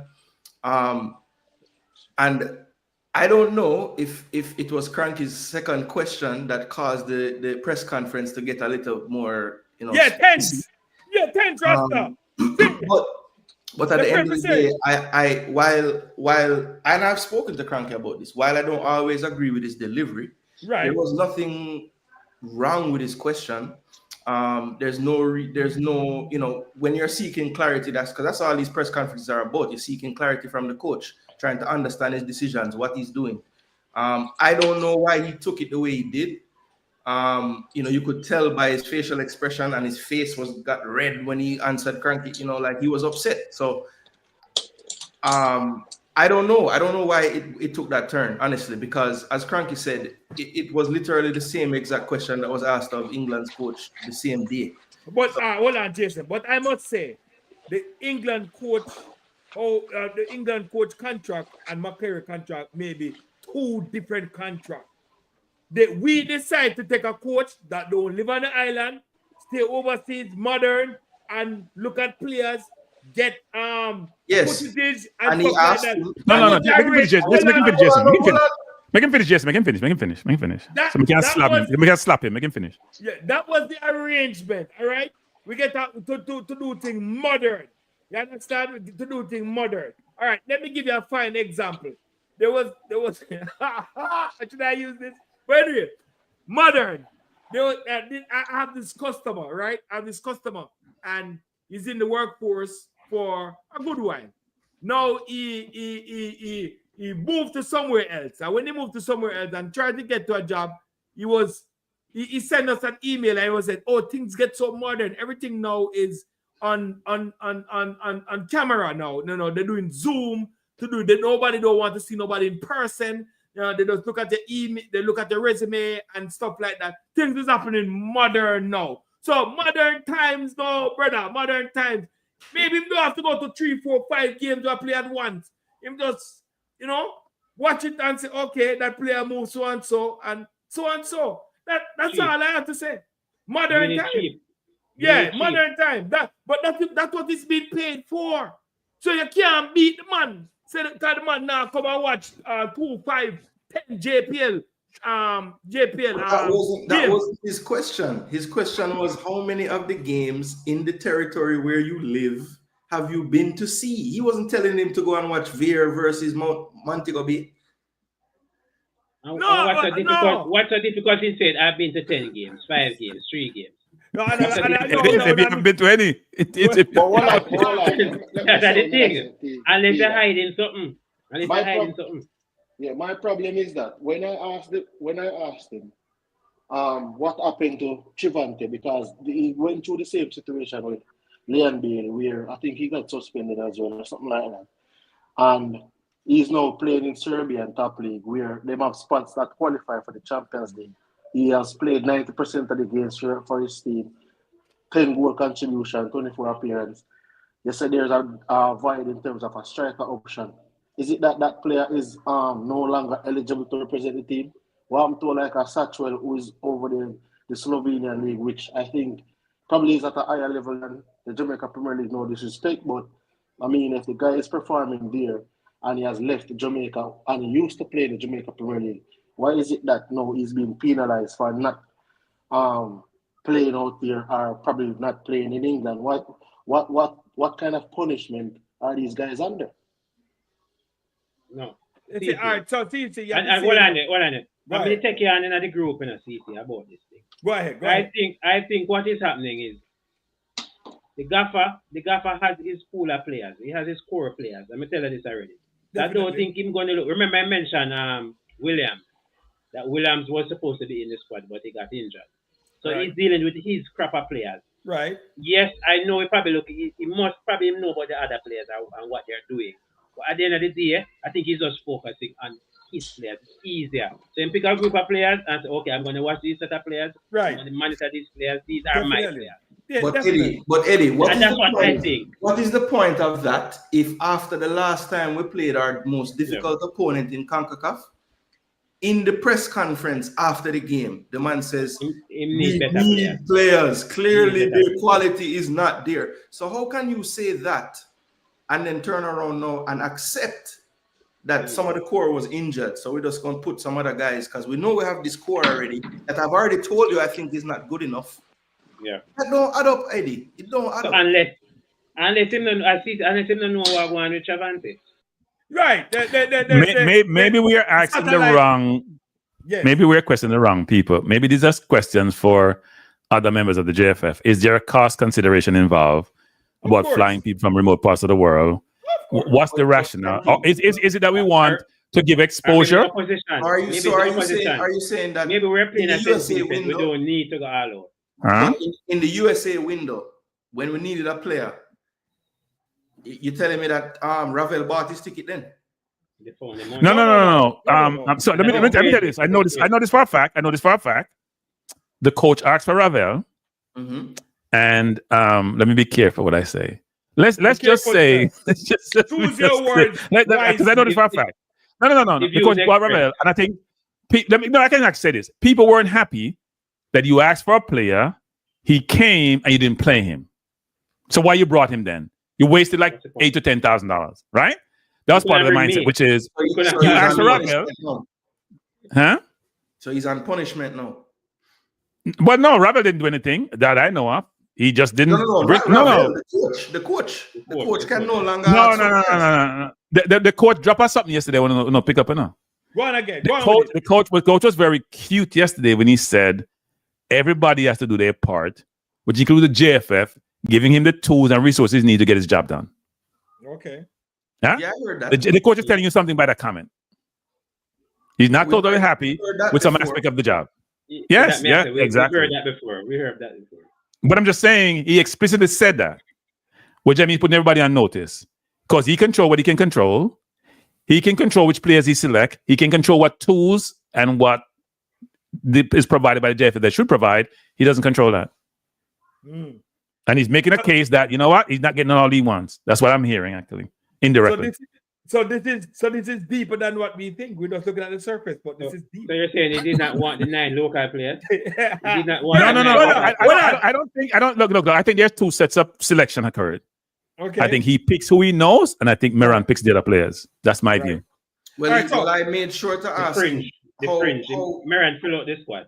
I made sure to ask him, of these local players that are in this team, how confident are you in your ability to pick them? And he took accountability for it. Now, I don't know if he was just saying that to appease my question. He doesn't know the player. JC, you know, somebody mentioned 2 players, and I know he doesn't. Generous. He doesn't know the players. He doesn't know the players. You know about Nikhil Ellis, and he started to talk about Nikolai Fuller. So I don't know. Yeah. I don't know. Yeah. I don't know. And the last time people were asking me why I didn't ask about Russell again, I said I've asked enough. I asked the first time, and he said, "Oh, my friend told me about the guy." Probably his friend never tell him nothing more. So. Well, I don't know. But I'm still playing well, so I don't know why he wouldn't. Yeah, especially this round where we don't have an abundance of midfielders, right? And you'd think he'd bring another midfielder in, actually. We have midfielders, but I'm not sure they have the right quality to do well. We have seen this same story before. It played out last year. Remember the window before the Gold Cup, or the Copa America, sorry, when we were going to play Dominican Republic and Dominica. And I remember somebody who is prominent as a scout in the JFF said before that window, oh, it's just Dominican Republic. So we can just put anybody on it, and we're going to give the guys over there some more time to rest. And then what were we doing in the 89th minute of the Dominica match? Jason, pull it out our here, hoping they don't equalize. Jason, remember you beat me about that already, you know, Jason. Remember you beat me about that, you know. Who's that? See, it's better CC. It's not me. Not there. CC not there. Okay. I don't know who that. All right. Somebody's asking about DJ. Why DJ not being called, actually? I don't know. I don't watch DJ, man. Yeah. Hold on. All right, team. Let's just go to the squad, and I'm going to tell you what is going to happen. You understand? Now I'm going to tell you what is going to happen. Because we all have a point, you know. We all have some point. All right, so the squad. All right. Shaquan Davis, Andre Blake, Jamal Wade. All right. Richard King, Ethan Pinnock, Kyle Ming, Christopher Ainsworth, Dexter Lembikisa, Amari Bell, Joel Latibodier, Fitzroy Cummins. Midfielders, Isaac Eden, Deshaun Anglin, Bobby Dakeover Reed, Sue McCullough, Casey Palmer, Tyreek McGee. Forward, Dan Bailey, Damire Gray, Shamar Nicholson, Kareem Dixon, Ronaldo Cephas, Warner Brown. Now, look at this now. The core players that I think the coach might use to start. All right? And I say, and then him going drop in the little black pepper. Andre Blake in goal. All right? Ethan Pinnock, you understand? And might use Richard King because Damian Lowe is not there. You understand? Dexter Lembekise, Amar Bell, Joel Latibodier. For the suspect. Isaac Eden, you understand? And then Bobby Reed and maybe Casey Palmer. Up front, Leon Bailey, Damara Gray, Shamar Nicholson. So is Latia midfielder or defender? He's listed as a defender. Yeah, mixing. So I saw it going on. Cranky, I saw it go, and then he picked them players that we want. The core players, these are core players that been in the side for decades. That's it. They exaggerate. And then look at players them, you know, so we just give them a look run for other people see them and then you understand and that. So that's the core players. That's the core. We don't have no bench. That's it. We don't have no bench. All right. Well, I don't want to hear no in any of these games coming up talking about the coach take too long to make him changes. Right. That's gonna happen. That's gonna happen. You'll have a Cephas on the bench. Hold on. You'll have a Cephas on the bench. You'll have a Kaim Dixon on the bench. Right. And in international football nowadays, Eddie, we get 5 subs. Right. So what else we're gonna do? We're just gonna sub those 2 and just done. Just those 2 and those Maggie. Maggie. You understand? So Jason, what our first change is going to make? Our first change is going to make in the 78th minute, 75 minutes. Run these players to wreck, and then coming back to Jamaica, we're going to do the same thing. Run them to wreck. We need to get out of the mentality that 13, 14, 15 in a squad is enough. We need to start to pick that's 20, what they're going with. 20 outfield players that we think can play. 20. Because man get red card, man injure themselves, man lose passport. It's always something. Somebody get injured. Somebody get left at airport. Something. Injured. It's always something. It's so crazy. You need to stop saying, oh yeah, man, them man they're not even gonna play, man. So what are we worried about? Yeah, they're not gonna play. What are you gonna worry about? Them just up on the bench, them just a whole space. It don't make sense. It don't make sense. And this is not the final squad. We're sure of that. It might be all some that addition. too. All that too. Because they did say that Damon Lowe may be present for the second game. For the second game, yeah, Persons might drop out. Persons might be added. Going on with these players playing, so anything could happen. Over the weekend, you can have more injuries. And over the weekend, yeah. So it's just. Well, no, I think the coach have alluded to a number of players coming in summer. I think most people probably know who those players are supposed to be.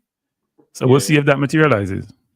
No, but I'm saying, all right, just for argument's sake, what if St. Vincent got a win, got the doubler over there, come to Jamaica, got the draw, they go through? Where these players going to play in the summer if they don't have the World Cup to play? They probably be on vacation. World Cup qualifiers. Yeah, just one match. No. Two matches in early June, and then that's it. So that is crazy. Yeah. That is crazy. Oh, remember the coach said he's working on the two friendlies in England. And that will be before the World Cup window. Yeah, that's May. So hopefully, guys, that's another strange one, That's another strange one, because last year we were told that the reason why the players not coming for the World Cup qualifier is because they need a little time after the season done. So how they going to play two friendly closer to that? Them are going to want time again, just the same. So here is part of my concern, right?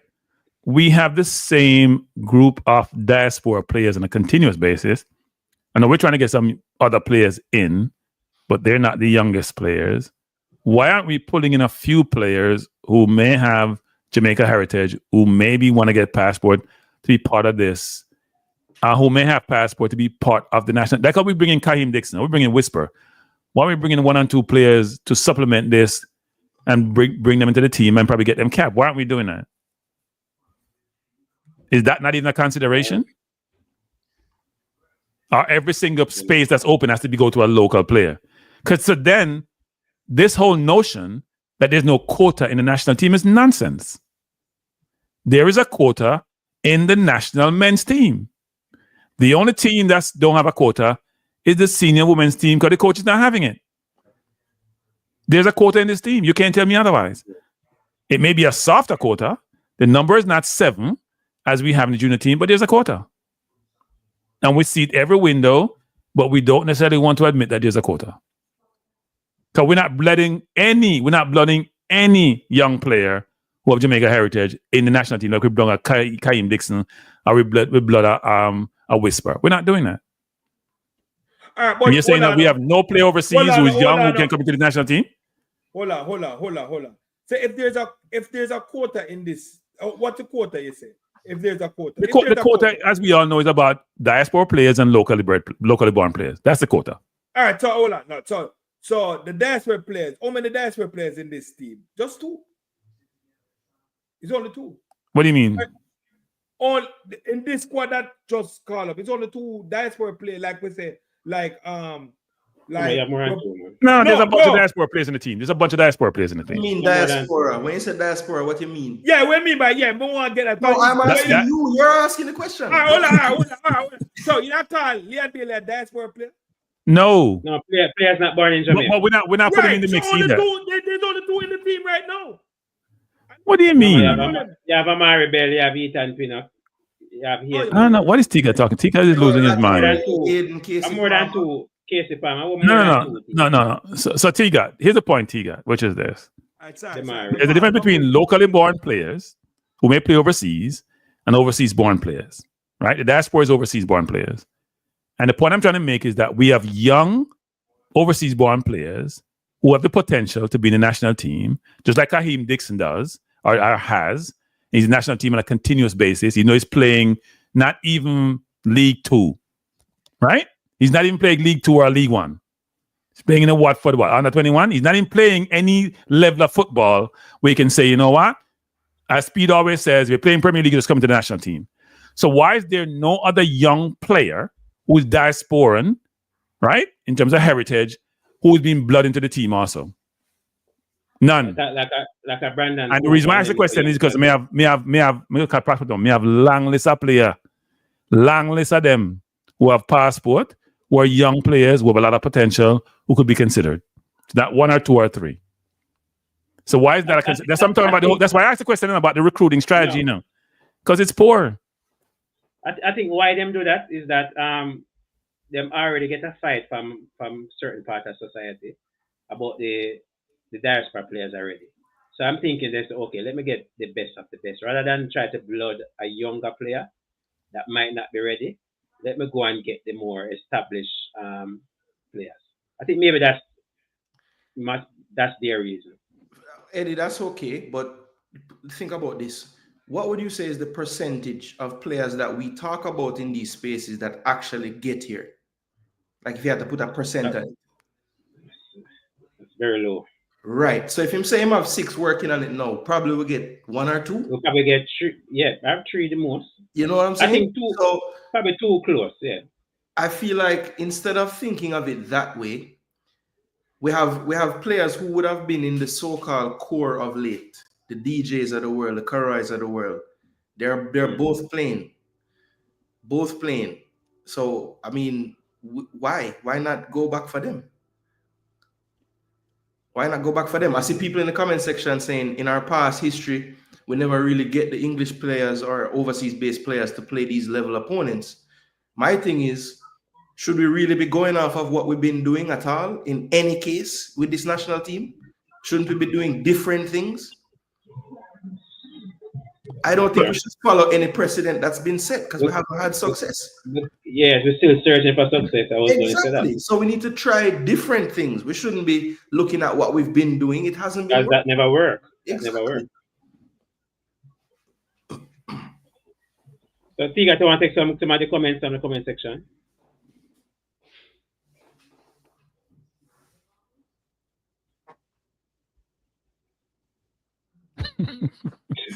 So when you put that one up, that's the first one you put up. We not drink nothing, people. That your job first thing. Oh boy. I think he's distracted. Maybe that's why he pressed it. Keep it muted, man. That's good. I didn't even notice Dixon's. Yo, big up yourself. You understand? So do we? Let me can't talk about myself. I can't talk about other people. Big up yourself. Let's talk about Tariq McGee. I heard a lot of persons saying that he should not be in the squad. And you want to come on third sub. So you talk about you guys. No man, you go first. Cause you said third sub McGee, you know.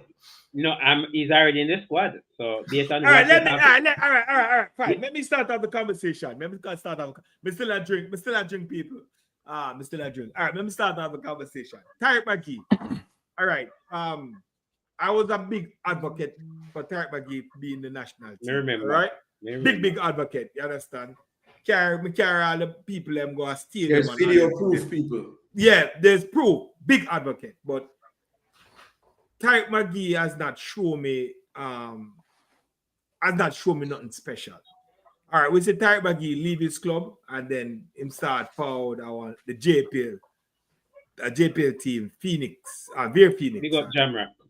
And I think Tariq McGee, and I said to myself that Tariq McGee going to show up these players now because Tariq McGee is quality. You understand? And never get the playing time with him there. No, I'm going to get some play time. Just win a championship. I'm going to show. Remember you say he's going to Belgium. Yeah, you understand? And Messi I'm going to show, but after 3 games, Tariq McGee coming off the bench. You understand? No look good for the player, Rasta. And I'm still wondering why is Tariq McGee still in the local, in the Reggae Boyz squad. I don't think he should be in the squad none at all, because he has not shown me nothing. I'm sorry. You understand? Tarek McGee hasn't shown me nothing. And I don't see his pick. You understand? I don't see why he was picked. Because even the Bear Phoenix, now I speak to people, I'm in group. People say, when they go to the match to watch fair play, people that say they don't want Tarek even from Bear team because he might mess up the football, even when him come on. You understand? He might hold the ball too long. He might do this. You understand? He might do a lot of stuff. So that is my thing. I don't think Tarek McGee warrant a call up at this time because he hasn't proven. Are we overreacting this? Because people were playing sentences. Does the opposition matter in terms of the squad and who we select ultimately? We need to stop picking the teams based on the opponent. We're going to play tougher opponents in the future. We need to work with the team we're going to work with moving forward. That is how definitely. You build a team. We cannot just keep on looking at who we're playing in this window and making that dictate who we pick. That is ideal. I agree with you. I agree with you, Jason. That would be ideal. But with our squad, we always have injuries. We always have players pulling out for various reasons. So I don't think it's very difficult for us to have the same squad for multiple windows. But Eddie, there are players who aren't injured, who have been in squads before, who are playing football at a level that is higher. So why aren't we looking at those players too? So all right, we have a selection problem. Hold on. Bam Sports. Bam Sports in the building. Bam, what you have to say about we're talking about the squad and person being selected and the person that been show out the boxes, Tarek McGee. What you have to say about that? Yeah, good afternoon, everyone. Yeah. I don't know if I'm fortunate to join at this time or I'm unfortunate. Right at the McGee time. Right at the McGee time. Yeah, I mean there has been a lot being said about the squad and regarding the players that have been selected. I would say I would tend to agree with the sentiments regarding McGee. I know that he has talent and he has ability, but I mean, since coming back to the Premier League, he's not really set the league afire. His performances have not been extremely outstanding. So I could understand why persons are a little bit concerned that he's being selected. I felt that if performance in the National Premier League is what is being used to select the local players, I think there are probably about 2 or 3 other players who play in the attacking midfield position who have held their hands up and have done well consistently throughout the season, who could feel a little bit hard done that they didn't get a chance this time. And I also think the idea, I mean, the coach is lacking as it relates to knowledge of our players, local players, or even players that have been in and around the setup before and have been overseas or doing stuff. I don't think he has a complete grasp of those players. And I would think that if the coach is, like Cranky said, which I thought the coach's response was a little bit arrogant about, going to games and, monitoring players or watching players and stuff. I've not seen evidence of that. I mean, earlier in previous press conferences, he was asked about John Russell. He said he didn't see him play. He's a friend of his that told him about John Russell. Subsequent to that, John has been playing pretty well for Barnsley, which is where Dexter Lembakisa is. We have a squad like this and we don't see John. I mean, and there was no explanation as was given for the players like, Damian Lowe, who he said was unavailable for personal reasons. Well, at least for the first leg. And he said, Mikel is injured, Mario Williams is injured, Mason Holgate is going to do a surgery.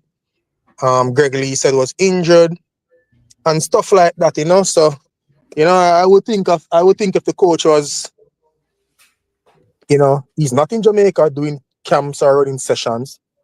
When he comes, he goes to a select few Jamaica Premier League games. And I mean, oftentimes when the coach comes, he comes like a day before the squad is announced. Which player is he gonna look at one day before the squad is announced and decide to invite them? Like, that's highly unlikely or unrealistic to ask or to think.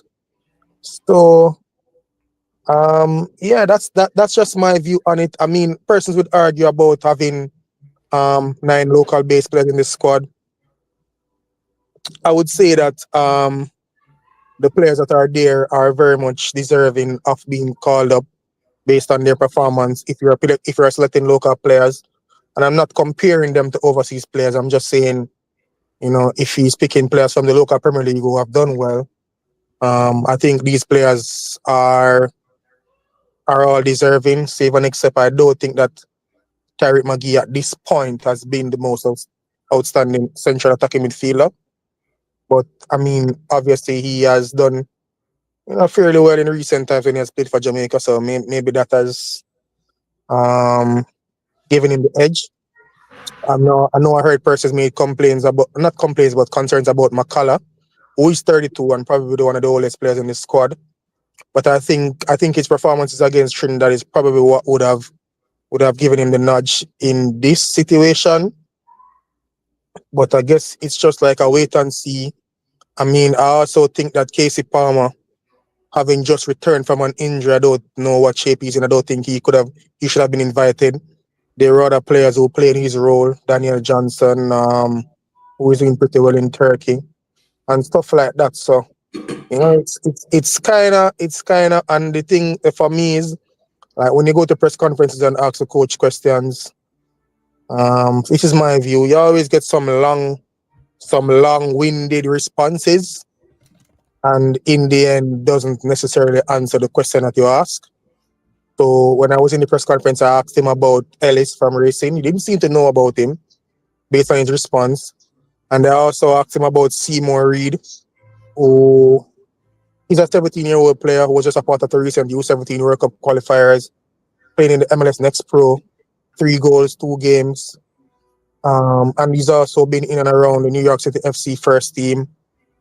You know, I just think that it would be a good opportunity to invite a young player of that like that. Especially given the coach said that he has a concern in terms of number 9s who can score goals. So I just thought that he could have been given an opportunity. But I mean, even if he wasn't, I don't think the response from the coach was sufficient. And I also hear persons talk about Warner Brown.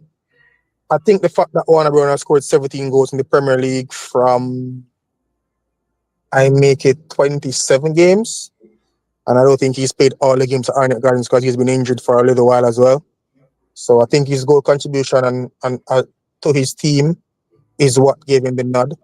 And usually, you know, when our local teams are when our national team is being selected, sometimes there's always a tendency to pick a striker who is on form or probably one of the best strikers in the local league. So I don't see an issue with that. I mean, you have Antonio was out injured. Romario Williams is also injured, based on what the coach said.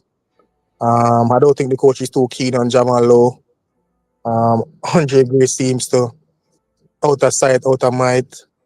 I'm not sure why Corey Burke wasn't recalled. Not Corey Burke, Corey Bennett, sorry, wasn't recalled for this camp, given he was called for I think it was a Nations League semi-final, I think, or yeah. Quarterfinal, sorry, against US. And even Ravel, I mean, I'm not sure what's going on with Ravel in terms of him playing, but you know, I think this probably would have been a good opportunity to invite him and see if he still has what it takes to perform for Jamaica at that level. But yeah, I'll say one thing actually, which is I'm gonna leave soon. I'm gonna say this: the coach is in semi-retirement, so that's my view. Semi-retirement. So whatever he does, not gonna surprise me. He hasn't done his due diligence, huh? I'm saying the views expressed by Cranky are not necessarily later. Yeah, the views expressed by Cranky are only expressed on this channel, not on Cranky's channel. I'll say this, which is no, I think he's in semi-retirement. I don't think he's done his homework. I don't think he's done his due diligence. I don't think he's putting in the effort and the work that's needed to really understand the environment, the players, what is needed. I don't think he is. I think he's just leveraging people who can do the recruiting for him, bring players in, he bring them over the line, and he executes. You know, CC was asking question about. So here's the thing people gotta understand.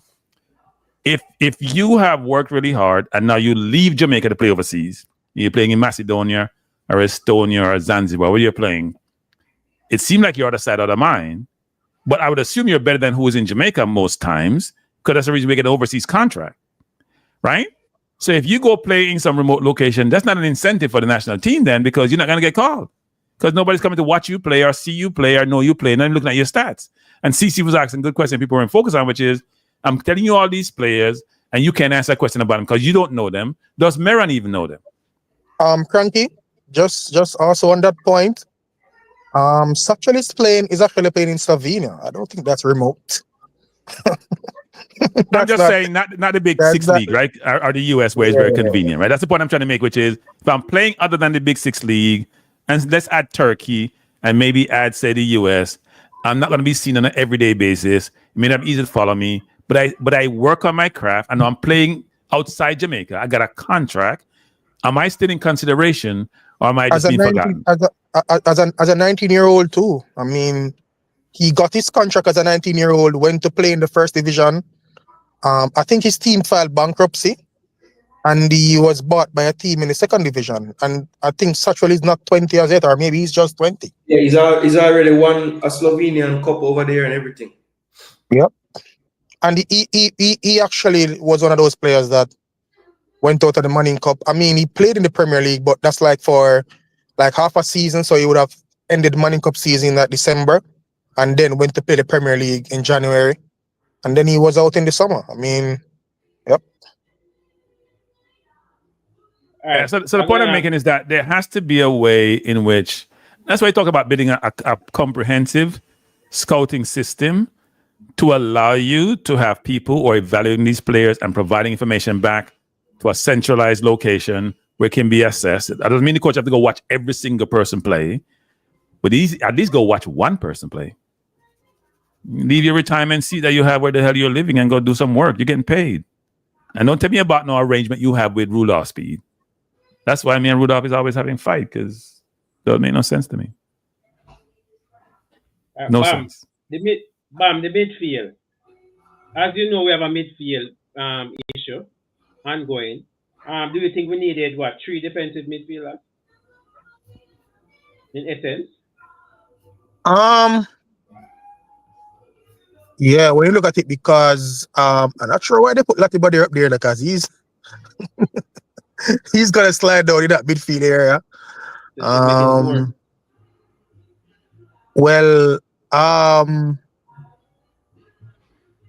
you're counting McCullough are 3 CDMs, aren't they? Just about. Yep. I counting McCullough, Hayden, Anglin. Anglin, I know he play a little more box to box, but he can play deeper as well. Yeah. So I wasn't really counting Anglin as like a CDM, but he could. Yeah. Maybe. Latty Buddy is. Well, they have 2 right backs in Ming and Lemba Kisa, and they have Bell and Ainsworth as left backs. Ainsworth, yeah. So it's possible that Latty Buddy could come in as part of that midfield, but I mean, he could partner Pinnock in centre back too, maybe. I think King is gonna partner Pinnock. Yeah, King deserves it. Or maybe Cummins, but not. I don't think. I think Latty Buddy is gonna play as a midfielder. Yeah. It's kind of short, and another attacking player. I mean, Casey Palmer, Bobby Reed, Maggie. Yeah, on the balance of it. Yeah, maybe you could have added another box-to-box midfielder, or maybe another attacking midfielder. But I think McCullough can play as a box-to-box as well. So maybe that's the thinking behind it. But yeah. What Cummings? What position Cummings play? Centre back. Centre back. Centre back. Yeah. Would you say it's better than the likes of GLN? I think Cummings is probably one of the most underrated centre backs in the JPL. But if you zoom in on Mount Pleasant team, he's really been a standout player. I mean, even before he came to Mount Pleasant when he was at Veer, because he came back and played one season for Veer after he left college in the America, and then he moved to Mount Pleasant. So, yeah. I mean, I wouldn't say there is a lot of difference between him and Leng, but either one I'm fine with. So I wouldn't really complain about him being there. Okay. Because I was very impressed with Leng over the 2 legs versus Mike. Yeah, actually, you know, it might sound away, but I've always, for a while, I've really rated Leng highly as a Cavalier defender, even although, you know, King is there and stuff like that. But I really like the rate that Leng puts in, and I think he's improved. Except there is a point when him just always seem to have this one moment where him lapse sometimes. I think once him can be more consistent and get that out of his game, then yep, him should be good. Leng is how much? Like 23, 24? I think Leng is He's one of the older ones, I think. 22. Oh, I okay. can check it. Still have decent age. I can check. What about Bam? What do you think about 24? He's 24. He'll be 25 24. next year. Denzel?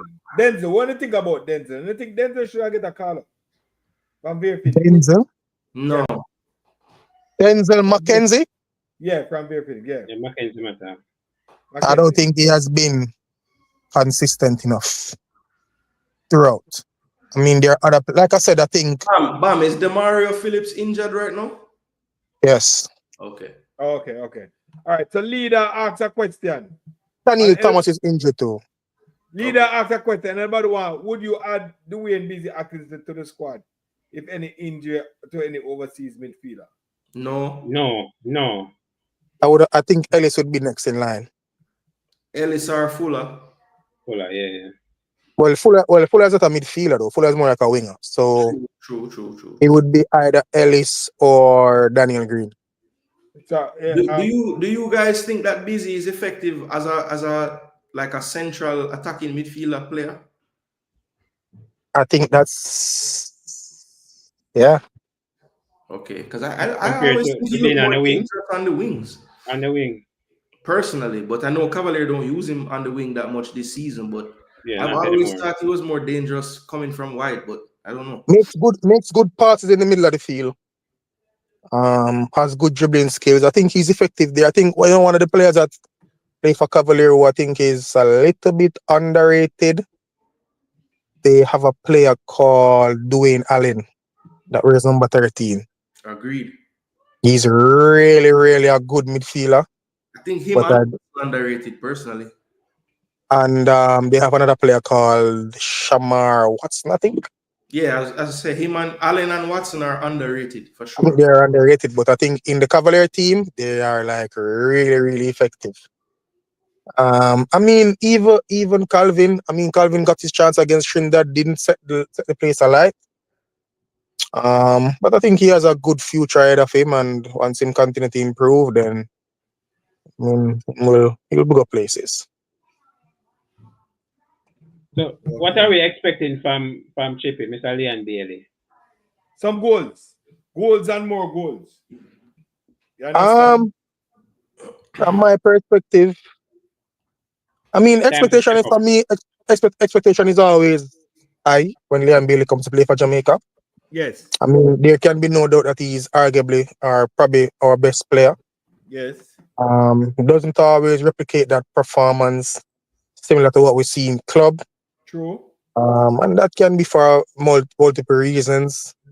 But you know, I mean, I always have high expectations, and I'm just always, I guess, waiting and hoping for the day in which it will come about. I mean, we have seen it in patches. I mean, 5 goals or 7 goals from 35 appearances for a player of his caliber is not sufficient. I think he himself would admit to that. And I mean, in the last maybe year or two, he has been in and out of the team for varying reasons. He's back now and says he's ready to play. So I'm thinking he should have a good window this time around.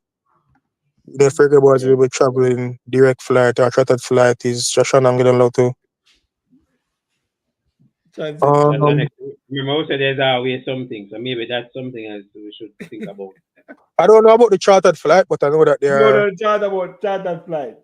I know that there are probably 2 players in this squad who will have a challenge going to the US. I think Angle is one of them. Hold on. So why would they? They have to go to Miami. They don't have to go to Miami. No, they can travel somewhere else. They don't have to go to Miami. But I'm just saying, yeah, good 2 question. players I don't think will have a. But what? All right, this is my thing. Why would you put somebody in the squad where you know that you're going to have some starter equal? Because this was one of the equals. There's no equal. T-God. No, T-God. You are T-God. There is other ways in which them can get to St. Vincent outside of going to the US. Yeah. So the federation must be aware that them can't go to the US and must have some contingency plan to get them to where them going. Without. But the same O'Reilly going at the squad now because Anglin can't go. Yeah, Anglin couldn't go in now. That is my point in the bomb.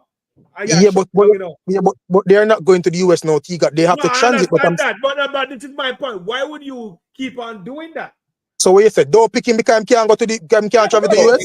Well, bam. The way he's saying it is a bit around, but I get what he's getting at, which is basically in a window when we knew we had to go to the US, we still put the player in the team. No, but you mean in that previous window? Correct. Oh, but I'm saying in this window, there's another way you can get to St. Vincent without the US. They must be aware of that. I mean, brother. Well, I'm not say that, but let's talk. Brother, there are 2 players in this squad that cannot go to the US at this point. The Jamaica Federation must know that. That if you know, they must know. Yes, well, we also thought that he must know players that we asked about, and he didn't know. So I don't know why we. Well, I talk about the coach. I talk about the federation, brother. Coach now book ticket. So you believe the federation on top of everything? Bam. I put it to you that them know about these 2 players. All right, cool. A good question, Eagle. Good question. But a good question still. Eagle, leader asks the next question again. Did Adrian Reed get an eye rating? Leader, Adrian Reed injured. Remember coming that leader. The man injured in the last leg. He had the best rating of any outfield player in the first leg. Yes. For Cavalier.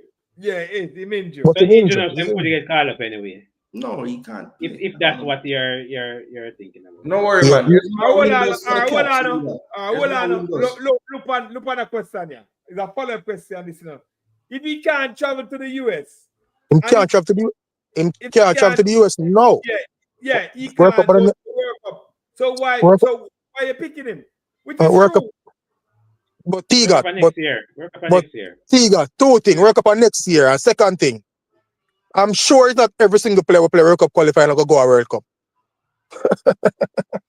So there's no guarantee. Somebody decide where you can work with that a long term. Yeah, but T-God, you have to work with this guy, right? But we need him now. We need him now. But T-God, we need him now. We need him now, T-God. That's what I'm saying. Pick them T-God. When we reach a World Cup, we'll figure out how we're going to pick the 26 or the 23. But for this moment in time, we need to go to the Gold Cup. That's how we need to go, brother. But he can't go to the Gold Cup, brother. Yeah, but we not play Gold Cup now. We play Gold Cup qualifier. So work with him now, brother. All right, I think I would work with somebody who can build, get the team chemistry. Kemma is asking who's the creative midfielders in the squad. Maggie, man, and Casey Palmer, they might take. I guess Maggie, Casey, and Bobby Reed, to some extent. Bobby they cover. That answer your question, Kemma? People been saying Damari can play that creative role too, so maybe if him play central. So I don't know. I would love to see him in the 10, Damari.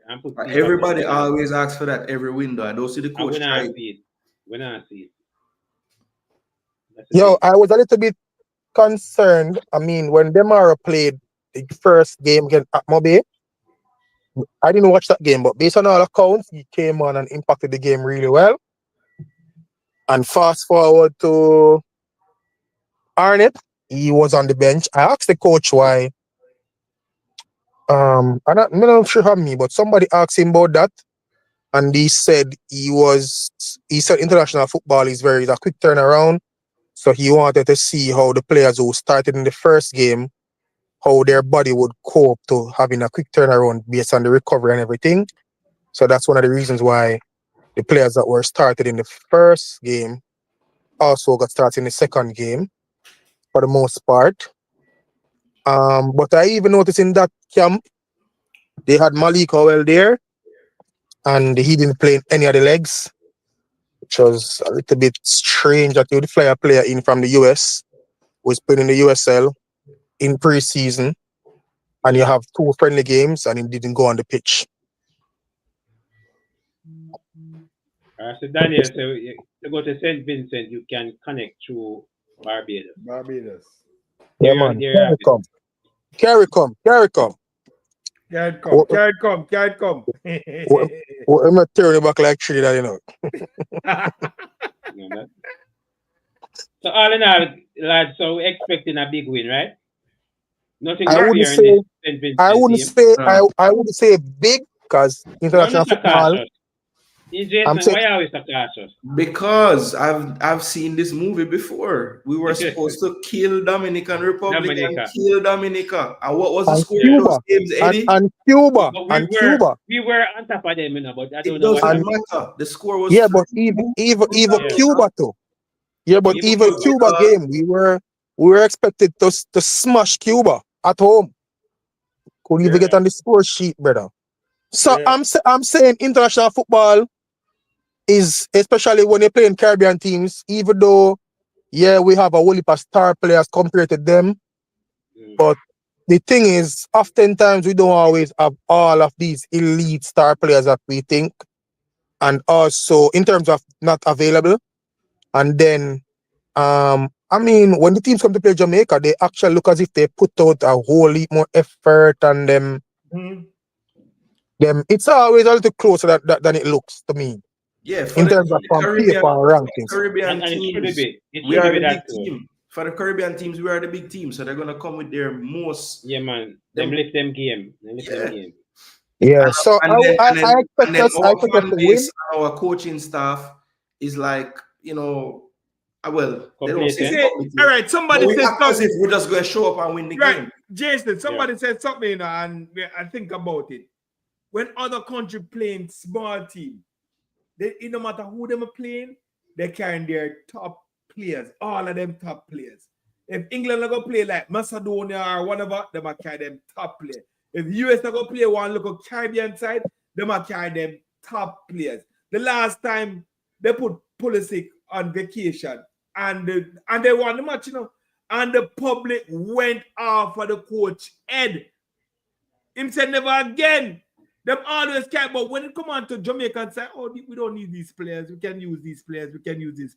Well, we can't carry with top players that are there to play anybody at all. Why? Why we can't do that? Because of the mentality. We worry about the opponent and worry about all the wrong things. We need to look inward at ourselves and try to just be the best version of ourselves every time we have a chance. Like, it's 2025, you know, guys. Next year is the World Cup, you know, guys. Yeah, so it's serious. It's very serious. Yeah, we need the coach, the coaches and everybody need to say, yo, we need to get this thing together and get the best players possible. If some of the players them can't work, as I say, Daniel Johnson is playing good.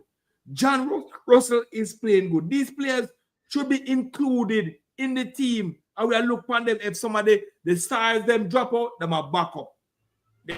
These players should be included in the team to play against these teams. Now in JPL baller, No Rasta. No Rasta. As good as them are play, we have players out there who are playing much better than them. You understand? Them are playing good in the league, yes, fine. But we have players out there that are playing much better than them. You understand? So we shall include these players in the team. All right, gentlemen. We have any more things on the slide, Eddie? One more thing on the slide. What else is on it? Oh, the match. The match. Yeah, all right, so yo, my for running up. Big up. All right, big up yourself. All right. So, people, before we talk about this, I think there was an opportunity missed. The game versus Inter Miami and Cavaliers. The JFF did not promote the upcoming game. I don't see no form of promotion with the upcoming game.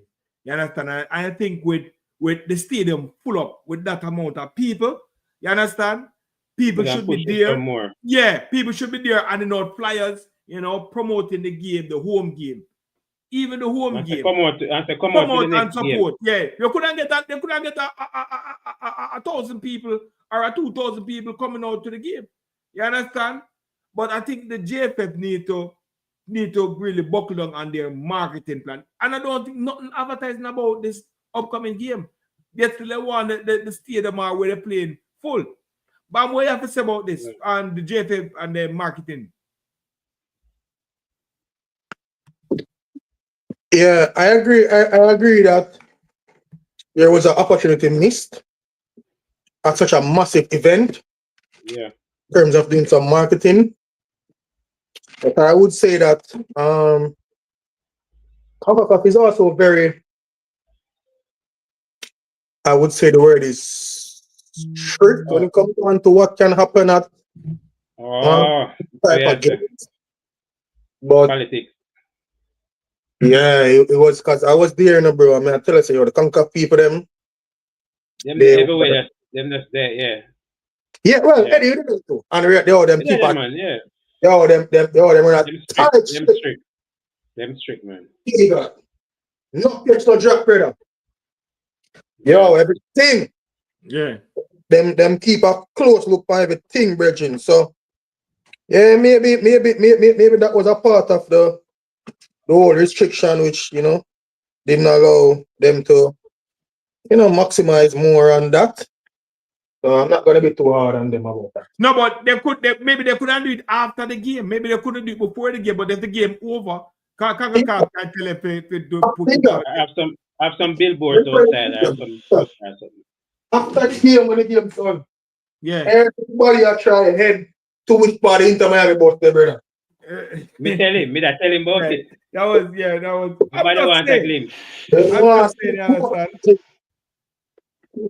People them no still not here while going with the Jamaica match, brother. All right, Eddie, tell us what's going on here with the tickets now. Early bird and tickets. Yeah, people, so we have some different categories.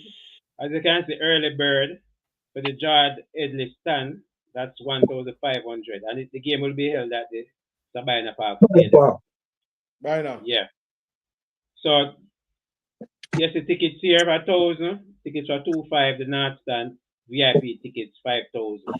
So the second leg versus St. Vincent will be on the 25th. That's Tuesday, the 25th of March. So go out and get your ticket. Yeah, I'm not certain of the time. What time? At 7 p.m. Yes, 7 p.m. Yep. So same time like the Inter Miami game. Yeah. This time on a Tuesday. On a Tuesday. So go out and support the Reggae Boys, please. Definitely. Come out and support the boys. Definitely, they need it. And hope they can pull off this one and put us in have the something to protect. Hope we have a lead. Yeah. A lead to protect going into this one. Yeah, you understand, and hope we can qualify for the Gold Cup because I think the Gold Cup is very essential for them to build a chemistry. More games, more money for the JFF. Yeah, and going into the World Cup qualification, which is the more important thing. You understand? Because right now it's still upon us and the World Cup. We need goals in the World Cup. I think who is leading us again in the World Cup? We're at second, right? No, we're first. Guatemala, goal difference. So that's where we're at right now. We have to beat Guatemala. All right, so want to big up Cranky CC, Jason for coming on the program, and also big up Bam. You understand? Yo, CC there for the program. Yeah, CC there for the program. Yeah, early out there. Left early out. Big up all big up all of these people, and people can check out Bam and him content, you understand, and give him a whole lot of support, because right now when you come on to the JPL information, enough, you understand, transfer, goals and stuff like that, check out Bam Sports TV. You have the information. And big up MG Sports too. Big up MG Sports. Yeah, man, big up MG, big up everybody. People, Bob, if you want information, so I'm giving the information about the JPL when you come on to the 9th JPL baller. Him have the information locked. Please check out his channel. Show him some strength. You understand? Him have him thing pot. Him a doing work. Honestly, him a doing work. So check out Bob Sports TV. Yeah, man. And big up everybody. CC, Cranky, big up yourself again. Jason, big mad respect. Talawa TV want to come on, but big up yourself, Lady Crystal. You understand? I understand. Big up Eagle Republic. Big up everybody in the building. You understand? Thank you for watching another late tackle. 2 hours and 20 minutes. Big up all of the people that are tuning. Anyway, you have to say before we sign out. People, smash up the like button, please, and subscribe. That's it.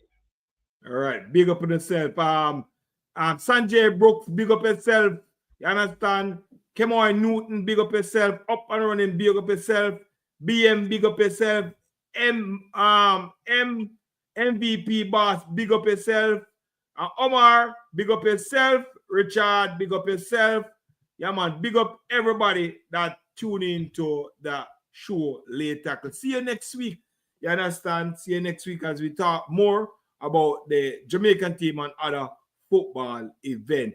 This is your host, Tigat, and Eddie Guna from Eddie Vision TV saying, have a wonderful Saturday evening. Good night.